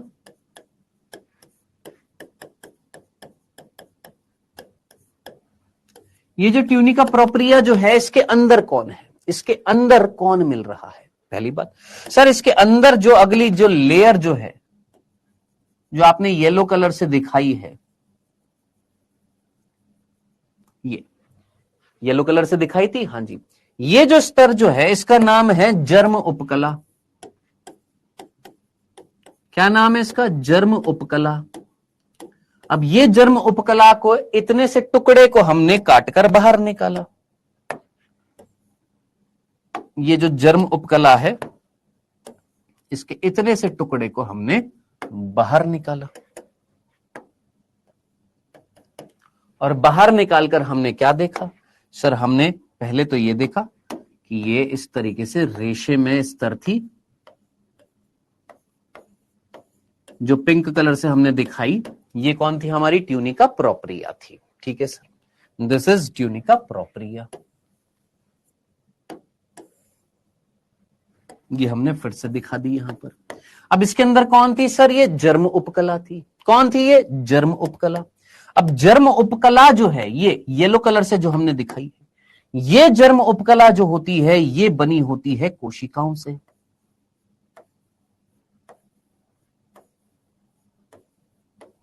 किससे बनी होती है? कोशिकाओं से बनी होती है, जिनमें से कुछ कोशिकाएं, ये वाली कोशिकाएं जो होती हैं, इनके बीच बीच में खाली जगह होती है। उस खाली जगह में जरा ध्यान से देखना, ये दो कोशिकाएं हैं, इनके बीच में खाली जगह जो है उसमें एक लंबी सी बड़ी सी कोशिका भी पाई जा रही है। इस तरीके से लंबी सी बड़ी सी कोशिका भी पाई जा रही है। तो कुल मिलाकर जरा खुद सोचो, मैं आपसे एक चीज बोल रहा हूं दोस्त, ये देखो, ये एक लेयर है, एक सेल की एक लेयर है। अभी कमेंट ऑन करूंगा, आपसे आंसर पूछूंगा। ये आपको एक लेयर दिखाई दे रही है, आपने बोला हाँ सर लेयर दिखाई दे रही है। अब मैं आपसे पूछ रहा हूं, जरा जल्दी से मुझे बताओ,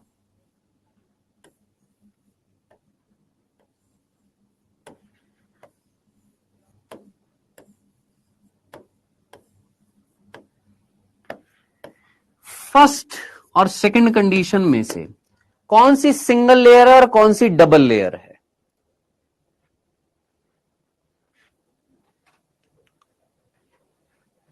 कौन सी सिंगल लेयर है और कौन सी डबल लेयर है? सर पहली जो है सिंगल लेयर है और दूसरी जो है वो डबल लेयर है। कैसे डबल लेयर है ये तो समझ में आ रहा है, ये सिंगल लेयर है, एक स्तर है। ये कैसे है डबल लेयर, मेरे को बताना। कहीं तुमको दो लेयर दिखाई दे रही है यहां पर? अरे भैया जरा सोचिए, ये क्या है? सर ये सिंगल लेयर ही तो थी, ये सिंगल लेयर ही तो थी। हाँ, आपने जस्ट इन कोशिकाओं को बड़ा कर दिया तो दिखने में ऐसा लगेगा शायद डबल लेयर, लेकिन है तो ये भी एक स्तर ना, है तो ये भी क्या एक ही लेयर, है तो ये भी क्या सिंगल लेयर। डन, यही कंसेप्ट यहां पर था। सोचो, ये जो जर्म उपकला है ये सिंगल लेयर है, लेकिन उसमें दो प्रकार की कोशिकाएं हैं। एक वो कोशिका जो आधार बना रही हैं, जरा देखना, ये कोशिका आधार बना रही है और इनके बीच में ये बड़ी बड़ी कोशिकाएं हैं। क्या ये चीज समझ में आ गई है? क्या ये चीज क्लियर है? अब सर ये जो जर्म उपकला है ये दो प्रकार की कोशिकाओं से बनी हुई है। ये जो जर्म उपकला है सर ये दो प्रकार की कोशिकाओं से बनी हुई है, जिसमें से एक कोशिका का नाम है सर्टोली कोशिका, एक कोशिका का नाम है सर्टोली कोशिका और दूसरी जो कोशिका उसका नाम है नर जर्म कोशिका। दूसरी का नाम है नर जर्म कोशिका, जिसको हम स्पर्मेटोगोनिया भी बोल देते हैं। क्या नाम देते हैं? स्पर्मेटोगोनिया भी बोल देते हैं, या इंग्लिश में स्पर्मेटोगोनिया, हिंदी में शुक्राणुजन भी बोल देते हैं। अब यही वो कोशिका है बेटा, याद रखना, यही वो कोशिका है जो आगे चलकर शुक्राणुओं का निर्माण करती है। यही वो कोशिका है जो आगे चलकर किसका निर्माण करेगी सर? यही वो कोशिका है जो आगे चलकर क्या बनाएगी सर? शुक्राणु बनाएगी।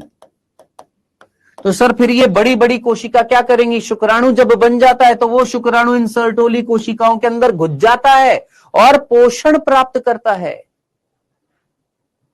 क्या प्राप्त करता है? पोषण प्राप्त करता है। तो ये शुक्राणु सर्टोली कोशिका से क्या प्राप्त करता है? पोषण प्राप्त करता है। तो पोषण कौन प्रदान कर रही है सर? सर्टोली कोशिका जो है वो तो पोषण प्रदान करती है किसको? शुक्राणुओं को।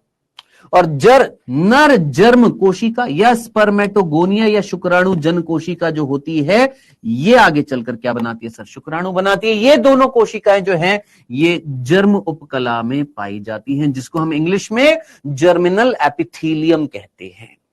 इसी जर्म उपकला को इंग्लिश में जर्मिनल एपिथेलियम कहते हैं।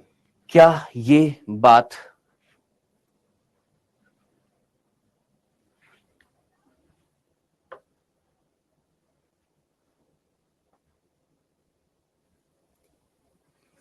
यस मंडल सचिन कुमार,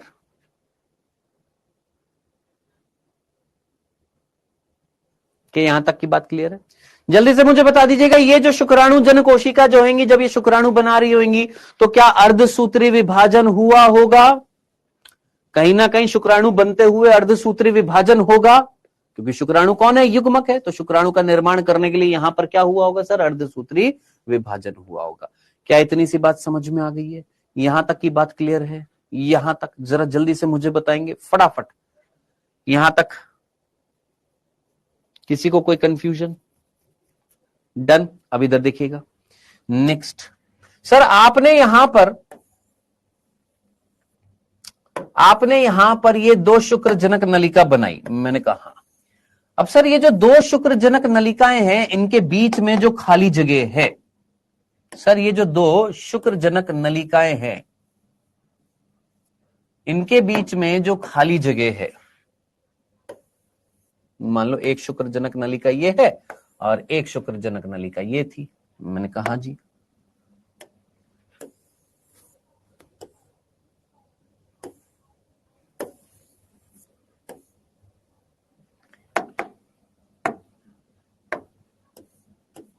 ठीक है।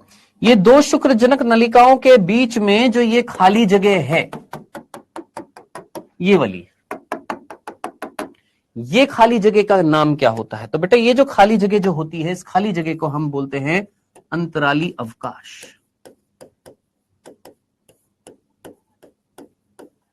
और यही अंतराली अवकाश इंग्लिश में कहलाता है इंटरस्टिशियल स्पेस। इंग्लिश में बोला जाता है इंटरस्टिशियल स्पेस, हिंदी में बोला जाता है अंतराली अवकाश। कौन है अंतराली अवकाश? दो शुक्रजनक नलिकाओं के बीच में जो खाली जगह है उसका नाम क्या होता है? अंतराली अवकाश होता है। सर इस अंतराली अवकाश में क्या मिलता है? बेटा इस अंतराली अवकाश में तीन चीजें पाई जाती हैं, जरा ध्यान से देखना। एक तो ये,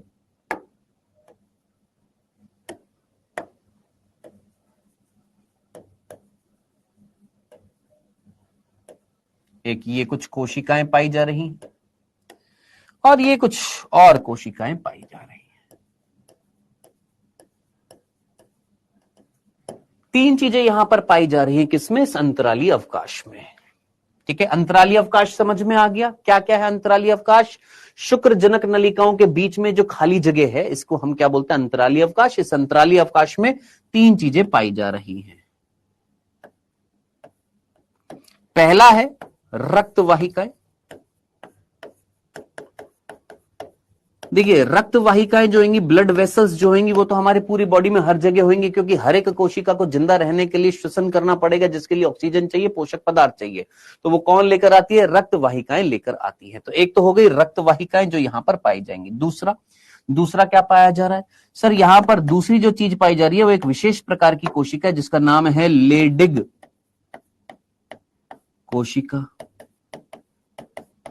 जिसको हम अंतराली कोशिका भी बोलते हैं, जिसको हम अंतराली कोशिका भी कहते हैं। क्या नाम होता है? अंतराली कोशिका। सर क्या करेगी? अभी बात करेंगे। और तीसरी जो होती है उसका नाम होता है व्रत भक्षक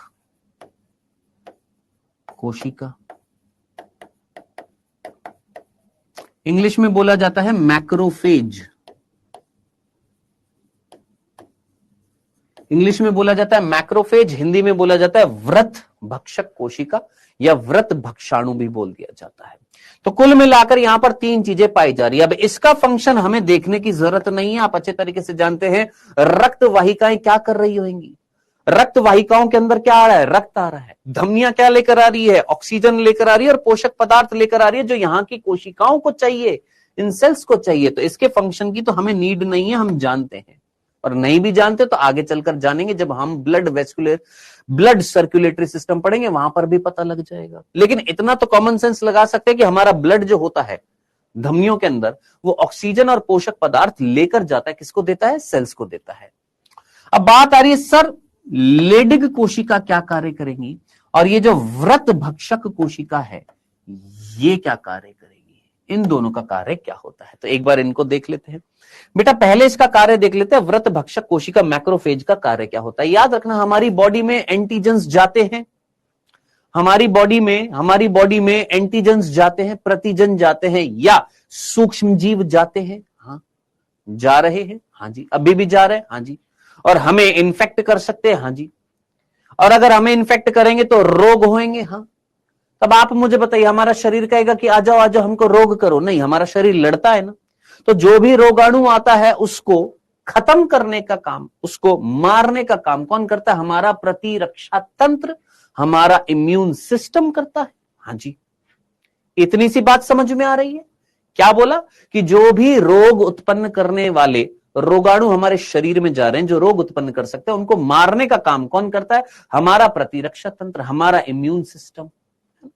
अब उसी इम्यून सिस्टम में कई सारी चीजें होती हैं, जिसमें से एक कोशिका का नाम होता है व्रत भक्षक कोशिका, जो क्या करती है, भक्षण कर देती है। क्या कर देती है, मार देती है। किसको, उन सेल्स को जो हमारे अंदर जाकर हमें डैमेज कर सकती है। तो याद रखना, यहां पर ये जो कोशिका है वो किसका भक्षण करेगी, उन रोगाणुओं का जो कहां पर आए होंगे सर, टेस्टीज के अंदर। टेस्टीज के अंदर अगर कोई रोगाणु आएगा तो उसको नष्ट करके उसको खत्म करने का काम कौन करती है, व्रत भक्षक कोशिका। यानी क्या ये हमारे प्रतिरक्षा तंत्र का भाग है, क्या ये हमारे इम्यून सिस्टम का भाग है? यस। और हमारी एनसीईआरटी में भी यही लिखा हुआ है कि अंतरालीय अवकाश में क्या पाई जाती हैं, प्रतिरक्षात्मक कोशिकाएं पाई जाती है, यानी ऐसी कोशिका जो हमारे प्रतिरक्षा तंत्र का भाग होती है। एनसीईआरटी लाइन बाय लाइन जरा ध्यान से देखना। तो ये चीज क्लियर, ये चीज क्लियर हो गई है। अब बचा है ये लेडिग कोशिका या अंतराली कोशिका। सर ये क्या कार्य करती है? तो बेटा ये हॉर्मोन्स रिलीज करती है, मेल हॉर्मोन्स। वर्ड क्या बोला मैंने, मेल हॉर्मोन्स। मेल हॉर्मोन्स जो होती है उनको रिलीज करती है। कौन? लेडिग कोशिका जो होती है, लेडिग कोशिका जो होती है, लेडिग कोशिका जो होती है वो क्या उत्पन्न करती है, नर जनन हार्मोन।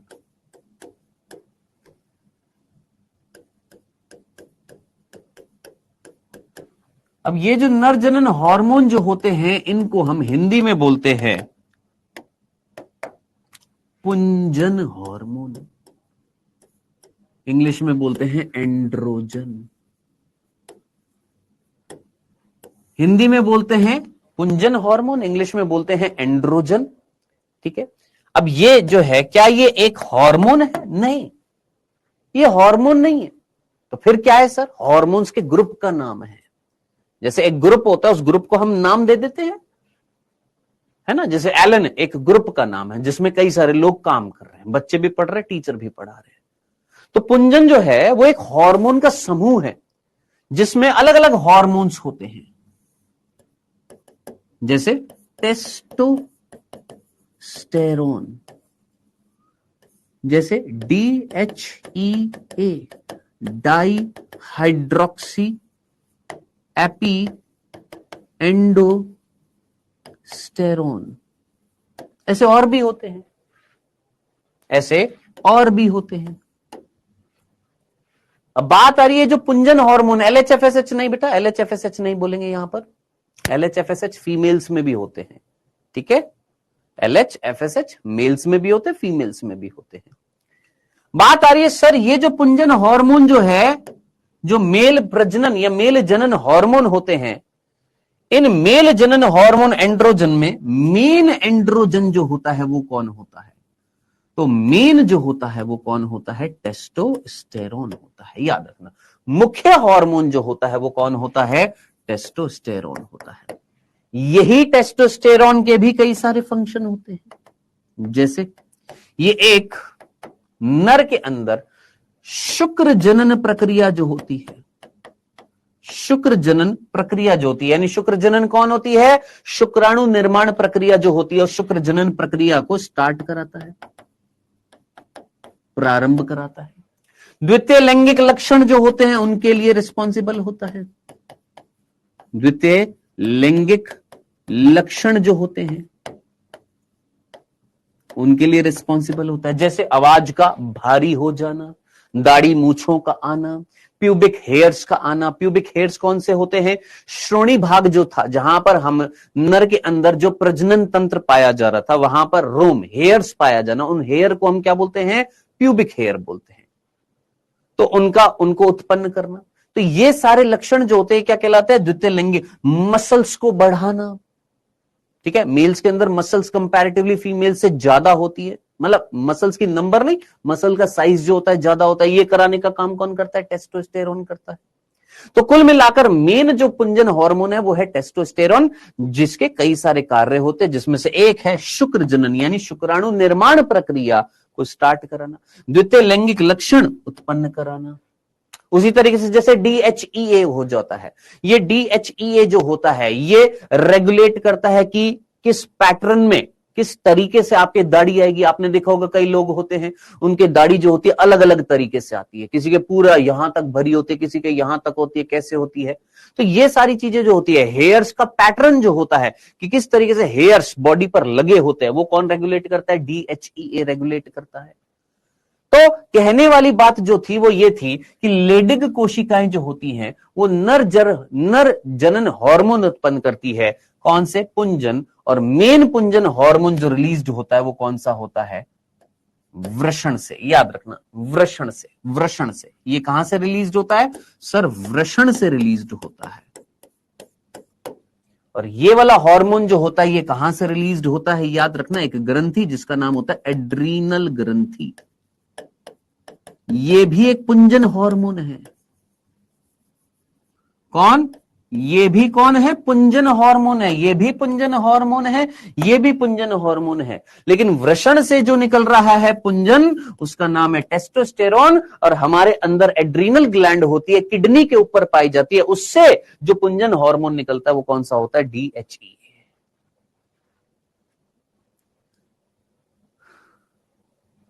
सर 2024 की क्लास कहां मिलेगी? सर टेस्टोस्टेरोन हार्मोन स्पर्म में भी सहायक होता है। मतलब स्पर्म में सहायक होता है, स्पर्म फॉर्मेशन में सहायक होता है। शुक्र जनन प्रक्रिया क्या होती है? Sperm formation. व्हाट इज शुक्र जनन? शुक्राणु निर्माण प्रक्रिया। ये ले मेरे भाई, शुक्राणु निर्माण प्रक्रिया। शुक्राणु निर्माण की जो प्रक्रिया जो होती है उसको हम क्या बोलते हैं? शुक्र जनन बोलते हैं। ये सुरुबीना बानो क्या बताऊं मैं आपको, नहीं है। 2024 की कहां से क्लास आ जाएगी यहां पर? सर लेडिग और लीडिग एक ही है। देखो इंग्लिश में क्या बोलते हैं? LEYDIG। इसी को हिंदी में कहीं लेडिग लिख दिया, कहीं लीडिग लिख दिया, चीज एक ही है। सर स्पर्मेटोगोनिया बता दो। देखो बेटा यहां पर ध्यान से सुनना, ये जो कोशिकाएं थी ना, ये जो जर्म उपकला थी, हाँ सर, ये जर्म उपकला जो थी, इसके अंदर ये कुछ कोशिकाएं हैं जो अभी हम थोड़ी देर में या आगे चलकर पढ़ेंगे। इनको हम बोलते हैं नर जर्म कोशिका। Okay sir. अब इन्हीं नर जर्म कोशिकाओं में से कुछ कोशिका, आगे बताने वाला था लेकिन तुमको बहुत जल्दी है, इन्हीं में से कुछ कोशिका आगे चलकर जो शुक्राणु का निर्माण करती हैं उनको हम बोलते हैं स्पर्मेटोगोनिया या शुक्राणु जन कोशिका। जैसे मान लो ये 5 मैंने कोशिकाएं दिखाई हैं, इनमें से मान लो ये वाली जो है आगे चलकर क्या बनाएगी सर? शुक्राणु का निर्माण करेगी। तो हम इसको नाम दे देंगे क्या? स्पर्मेटोगोनिया। तो हु इज स्पर्मेटोगोनिया? वास्तव में स्पर्मेटोगोनिया कौन थी? नर जर्म कोशिका ही तो थी, जो आगे चलकर अर्धसूत्रीय विभाजन करेगी और शुक्राणु का निर्माण करेगी।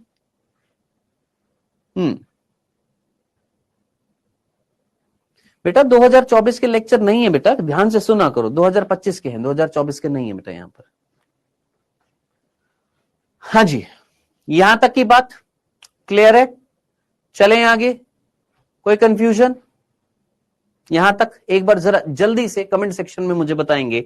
यहां पर मैंने आपको क्या क्या चीजें बताई हैं, जरा डायग्रामेटिकली देखेंगे।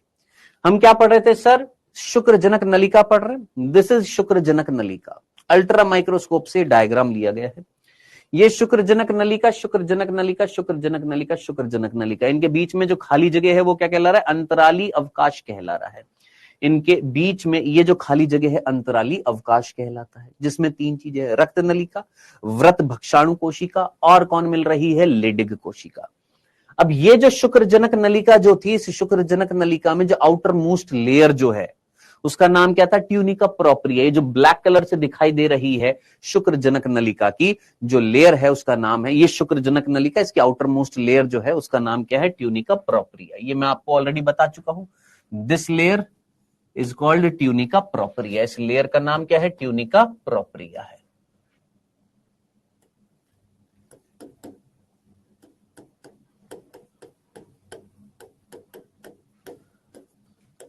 ये मैं इसलिए बता रहा हूं क्योंकि मैंने आपको डीपीपी में क्वेश्चन दिया है ट्यूनिका प्रोप्रिया का, इस वजह से तो याद रहेगा। नेक्स्ट, अब इधर देखिएगा, यहां पर आपको ये 2 कोशिकाएं दिखाई दे रही है। देखिए एक तो ये कोशिका दिखाई दे रही है,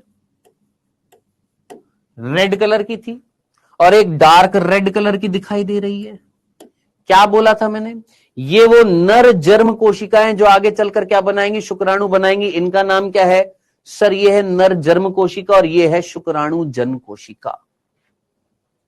क्या बोला मैंने? अभी इन कोशिकाओं का नाम यहां पर लिखा होगा, कंफ्यूज मत होइएगा, आगे चलकर बताऊंगा। ये है नर जर्म कोशिका। कुछ नर जर्म कोशिका आगे चलकर शुक्राणु का निर्माण करते हैं, उनका नाम होता है शुक्राणु जन कोशिका। ये शुक्राणु जन कोशिका आगे बदलती है किसमें? प्राथमिक शुक्राणु कोशिका। प्राथमिक शुक्राणु कोशिका किसमें बदलती है? द्वितीय शुक्राणु कोशिका।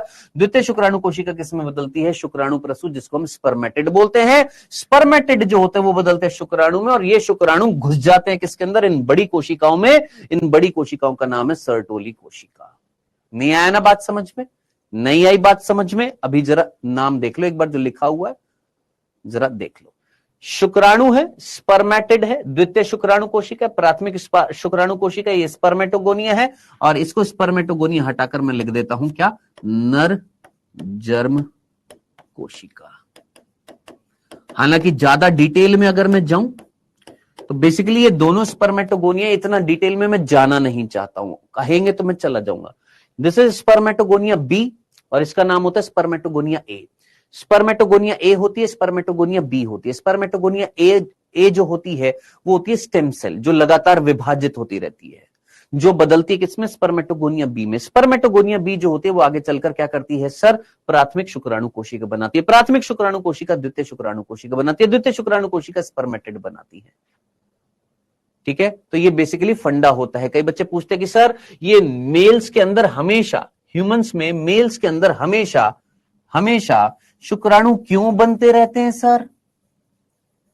मेल्स के अंदर शुक्राणु हमेशा क्यों बनते रहते हैं, बंद क्यों नहीं होते हैं? तो अगर आपको एक फंडा अगर याद आ रहा हो, मैंने एक वर्ड आपको बताया था स्टेम सेल, एक वर्ड पहले अगर समझाया हो, स्टेम सेल, एक अविभेदित कोशिका, याद है, जो लगातार क्या करती रहती है? विभाजित होती रहती है और दूसरी कोशिकाओं में बदलती रहती है, जिनको हम क्या बोलते हैं? स्टेम सेल्स बोलते हैं। तो ये जो होती है एक स्टेम सेल होती है, ये नर जर्म कोशिका, जो आगे चलकर क्या बनाती है? स्पर्मेटोगोनिया बनाती है। ठीक है, तो यहां पर जो वर्ड लिखे गए हैं बेटा जी, एक बार आप अपना एक डायग्राम बना लीजिए, उस डायग्राम में फटाफट इस चित्र को बनाएंगे। क्या चाहिए आपको श्रुति उके?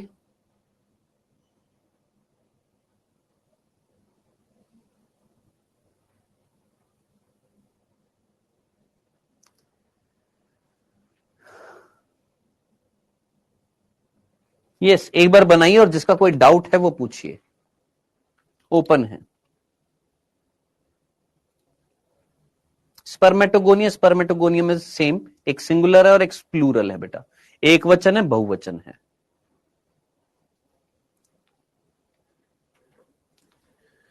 हाँ जी, पहले हिंदी में तो लिख लो मेरे भाई, इंग्लिश तुमको पहले बहुत जल्दी होती है, हिंदी तो लिख ले। सर फीमेल में भी टेस्टोस्टेरोन होता है? यस बेटा, फीमेल में पर्टिकुलरली डीएचईए रिलीज हो जाता है, किससे? एड्रिनल ग्लैंड से। अगर ये नहीं बना सकते हैं तो प्लीज ये जरूर बना लीजिएगा जो मैंने पीछे यहां पर बनाया है, ये बना लिया है। हाँ जी सर, लेडिक सेल से मेन पुंजन निकलता है। यस बेटा, लेडिक कोशिकाएं जो होती हैं, इन लेडिक कोशिका क्या निकालती हैं सर? ये जो लेडिक कोशिका जो होती है ये पुंजन हार्मोन निकालती है। मेन पुंजन कौन? टेस्टोस्टेरोन रिलीज करती है।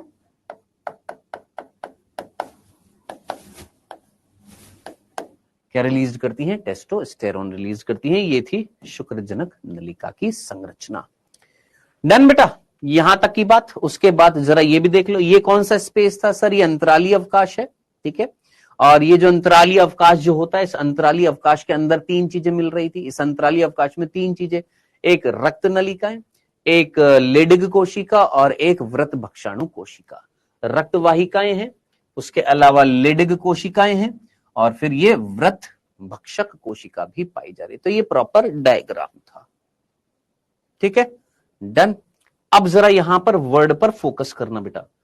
हमारी हिंदी मीडियम में एक मिस्टेक है और मैं पूरी कोशिश करूंगा कि आज आपकी एनसीईआरटी लाइन बाय लाइन आपकी क्लास में डाल दी जाए। आपकी हिंदी मीडियम में एक मिस्टेक है, वीर्य सेचन। देखना एक बार पढ़ना, जो पुराने बच्चे हैं उनको पता होगा। वीर्य सेचन, जिसको हम हिंदी में बोलते हैं इंसेमिनेशन। सॉरी वीरेसेचन जिसको हम इंग्लिश में बोलते हैं इंसेमिनेशन, और एक होता है स्पर्मिएशन जिसको हम शुक्राणु गति, सिंपल भाषा में बोल देते हैं शुक्राणु गति कह देते हैं। और भी कई सारे इसके वर्ड होते हैं, सिंपल भाषा में शुक्राणु गति बोल देते हैं। ये वर्ड हमारी एनसीईआरटी में नहीं लिखा हुआ है, लेकिन ये वाला वर्ड हमारी एनसीईआरटी में लिखा हुआ है, स्पर्मिएशन। और स्पर्मिएशन को वीरेसेचन बोल रखा है, जो ब्लंडर है, बहुत बड़ा ब्लंडर कर रखा है हमारी हिंदी मीडियम की एनसीईआरटी। इंग्लिश मीडियम में नहीं कर रखा, हिंदी मीडियम में कर रखा है। इंसेमिनेशन मैंने तुमको बता दिया, इंसेमिनेशन का मतलब क्या होता है सर? इंसेमिनेशन का मतलब मैंने आपको ऑलरेडी बता दिया। इंसेमिनेशन का मतलब क्या होता है सर? यहां पर आपने पीछे भी लिख दिया था इंसेमिनेशन। इंसेमिनेशन ये देखिए, इंसेमिनेशन वीर्य नर शरीर से बाहर मादा जनन पथ में स्थानांतरित होता है, उसको वीरेसेचन बोलते हैं। स्खलन वीर्य नर शरीर से बाहर निकलता है। अब कहां निकल रहा है? हो सकता है जमीन पर निकाल दिया जाए, कहीं पर भी रिलीज कर दिया जाए outside the body, that is स्खलन। ठीक है। लास्ट तीसरा जो शब्द जो था वो था स्पर्मिएशन, वो इंपॉर्टेंट है, मैं यही लिख देता हूं, स्पर्मिएशन। शुक्राणु वर्गित बोल दिया जाता है या शुक्राणु गति कह दिया जाता है। सर ये क्या होता है? आप मुझे बताइए, अभी अभी मैंने आपको बताया शुक्राणु बनने के बाद पोषण कहां से लेंगे?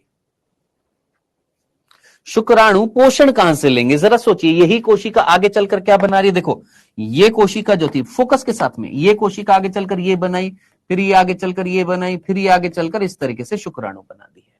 ठीक है। अब ये शुक्राणु पोषण लेने के लिए घुस जाते हैं। किसके अंदर घुस जाते हैं सर? इस सर्टोली कोशिका के अंदर घुस जाते हैं।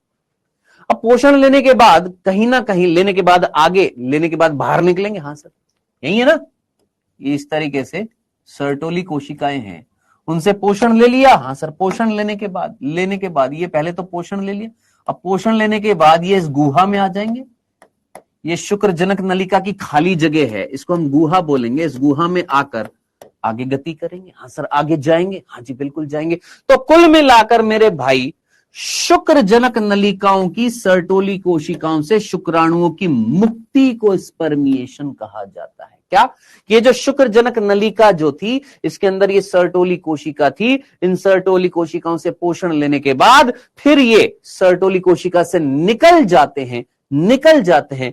इसको हम क्या बोलते हैं? निकलकर शुक्रजनक नलिका की गुहा में आ जाते हैं। इसको हम बोलते हैं स्पर्मिएशन। सर और सीधी सीधी भाषा में मैंने कहा, ये देखिए एक नलिका तेरे को दिखाई दे रही है। तुमने बोला हाँ सर, हमको एक बार में समझ नहीं आता, दूसरे तरीके से समझाओ। मैंने कहा ये देख तेरे को नलिका दिखाई दे रही है। हाँ। इसके अंदर शुक्राणु है। हाँ। शुक्राणु जो है इस नलिका के अंदर एक कोशिका से पोषण ले ले। अब लेने के बाद इसके अंदर जो खाली जगह है, इस खाली जगह को क्या बोलूंगा? इस नलिका की गुहा। उस गुहा में आ गए हैं। ठीक है। तो कुल मिलाकर इस तरीके से ये शुक्रजनक नलिका थी, ये इसकी सर्टोली कोशिकाएं हैं। जस्ट इमेजिन, ये सर्टोली कोशिकाएं हैं, उनके अंदर ये कौन थे? शुक्राणु धसे हुए थे। ये शुक्राणु जो धसे हुए थे, अब क्या ले लेंगे सर? पोषण लेने के बाद अब यहां आ गए हैं, किसमें? इस खाली जगह में आ गए हैं। और फिर आगे बढ़ेंगे। इस प्रक्रिया को हम क्या बोलेंगे? स्पर्मिएशन बोलेंगे। आई होप यहां तक की बात आपको समझ में आ गई होगी। सर्टोली कोशिका का फंक्शन क्या है, क्या ये मैंने आपको बता दिया। क्या देगी सर्टोली कोशिका, क्या कार्य करेगी? हाँ, कैविटी बोल सकते हैं, ल्यूमन बोला जाता है। बेसिकली नलिकाओं की कैविटी को ल्यूमन बोला जाता है। हाँ जी sir, time is over. I know बेटा, टाइम इज ओवर, बट हम लगभग 45 तक तो पढ़ेंगे ना, 15 मिनट कर दूंगा, अभी 38 हुए हैं। सर्टोली कोशिका का बहुत सीधा सीधा फंक्शन था। क्या कर रही थी सर? पोषण प्रदान कर रही थी। और अगर पोषण प्रदान करती है तो इनको हम नर्सिंग सेल भी बोल दिया जाता है। सर्टोली कोशिका का एक और नाम होता है, इनको हम नर्स सेल्स भी कहते हैं। अब जरा सोचिए, हॉस्पिटल में जब कोई बीमार होता है तो क्या डॉक्टर खाना खिलाने आता है कि नर्स खाना खिलाने आती है? नर्स ही तो होती है जो देख रेख करती है ना? तो सर्टोली कोशिका जो होती है ये देख रेख कर रही है, पोषण प्रदान कर रही है। ठीक है जी, डन, क्लियर है? चलें आगे, कोई कंफ्यूजन तो नहीं था? नेक्स्ट, क्या ये सर्टोली कोशिका जो होती है, ये चलो एक्स्ट्रा फंक्शन यहां पर लिखा हुआ है कि ये जो है घायल या मृत शुक्राणु कोशिका का भक्षण कर देती है। ठीक है, लिख दिया है, मतलब ये समझाने की कोशिश की गई है। देखो सर्टोली कोशिका क्या कर रही थी सर, सर्टोली कोशिका ने पोषण प्रदान किया। अब वो शुक्राणु जो पोषण नहीं मिल पाता है तो उनका क्या होएगा, तो वो सर्टोली कोशिका के अंदर आ जाते हैं। अब अगर आपने सेल चैप्टर मेरे से पढ़ा हुआ है, सेल चैप्टर अगर पढ़ा है तो आपको याद आ रहा है एक सेल है, उस सेल के पास ये दो कोशिकाएं आई। जस्ट समझना, ये एक सेल है, उसके पास ये दो कोशिकाएं आई है, जिसमें से ये कोशिका के अंदर माइटोकॉन्ड्रिया की संख्या मान लो कम है या कोई कमी है, ये आई और इसके अंदर कमी है, ये बिल्कुल ठीक है, इसको पोषण प्रदान कर दिया, लो जी कर दिया, इसकी जरूरत है नहीं। तो याद है आप में से कितने बच्चों को कोई वर्ड याद है, कोई फैगोसाइटोसिस? अगर सेल चैप्टर पढ़ाओ जहां पर प्लाज्मा मेम्ब्रेन पड़ी हो, याद आ रहा है आपने एंडोसाइटोसिस के दो टाइप पढ़े थे, फैगोसाइटोसिस और पिनोसाइटोसिस बताया था। फैगोसाइटोसिस पिनोसाइटोसिस ये वर्ड थे।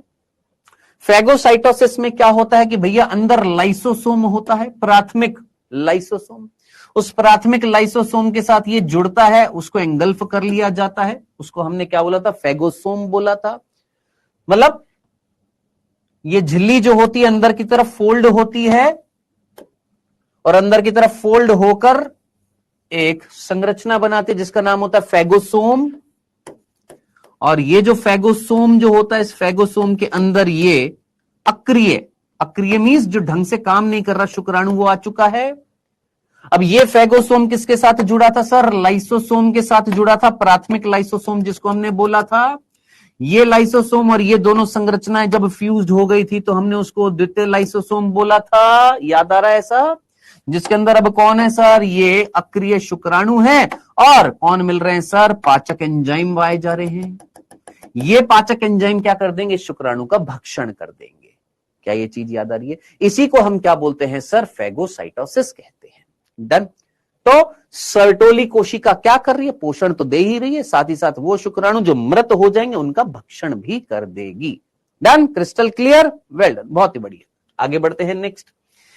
एफएसएच सर्टोली कोशिकाओं पर कार्य करता है, उस कारकों के स्रावण को उत्तेजित करता है जो शुक्राणु जनन की प्रक्रिया को प्रेरित करती है। इसको मैं स्टार बना देता हूं और इसको मैं अभी नहीं बताऊंगा। कब बताऊंगा, नेक्स्ट क्लास में बताऊंगा, क्योंकि अभी बताऊंगा आपको समझ में नहीं आएगा, ये अगर आ भी जाएगा तो क्लास बीच में रुक जाएगी। सो इट्स बेटर कि अब अपन नेक्स्ट क्लास में आकर कंटिन्यू करते हैं सर्टोली कोशिका और फिर उसके बाद में शिशन।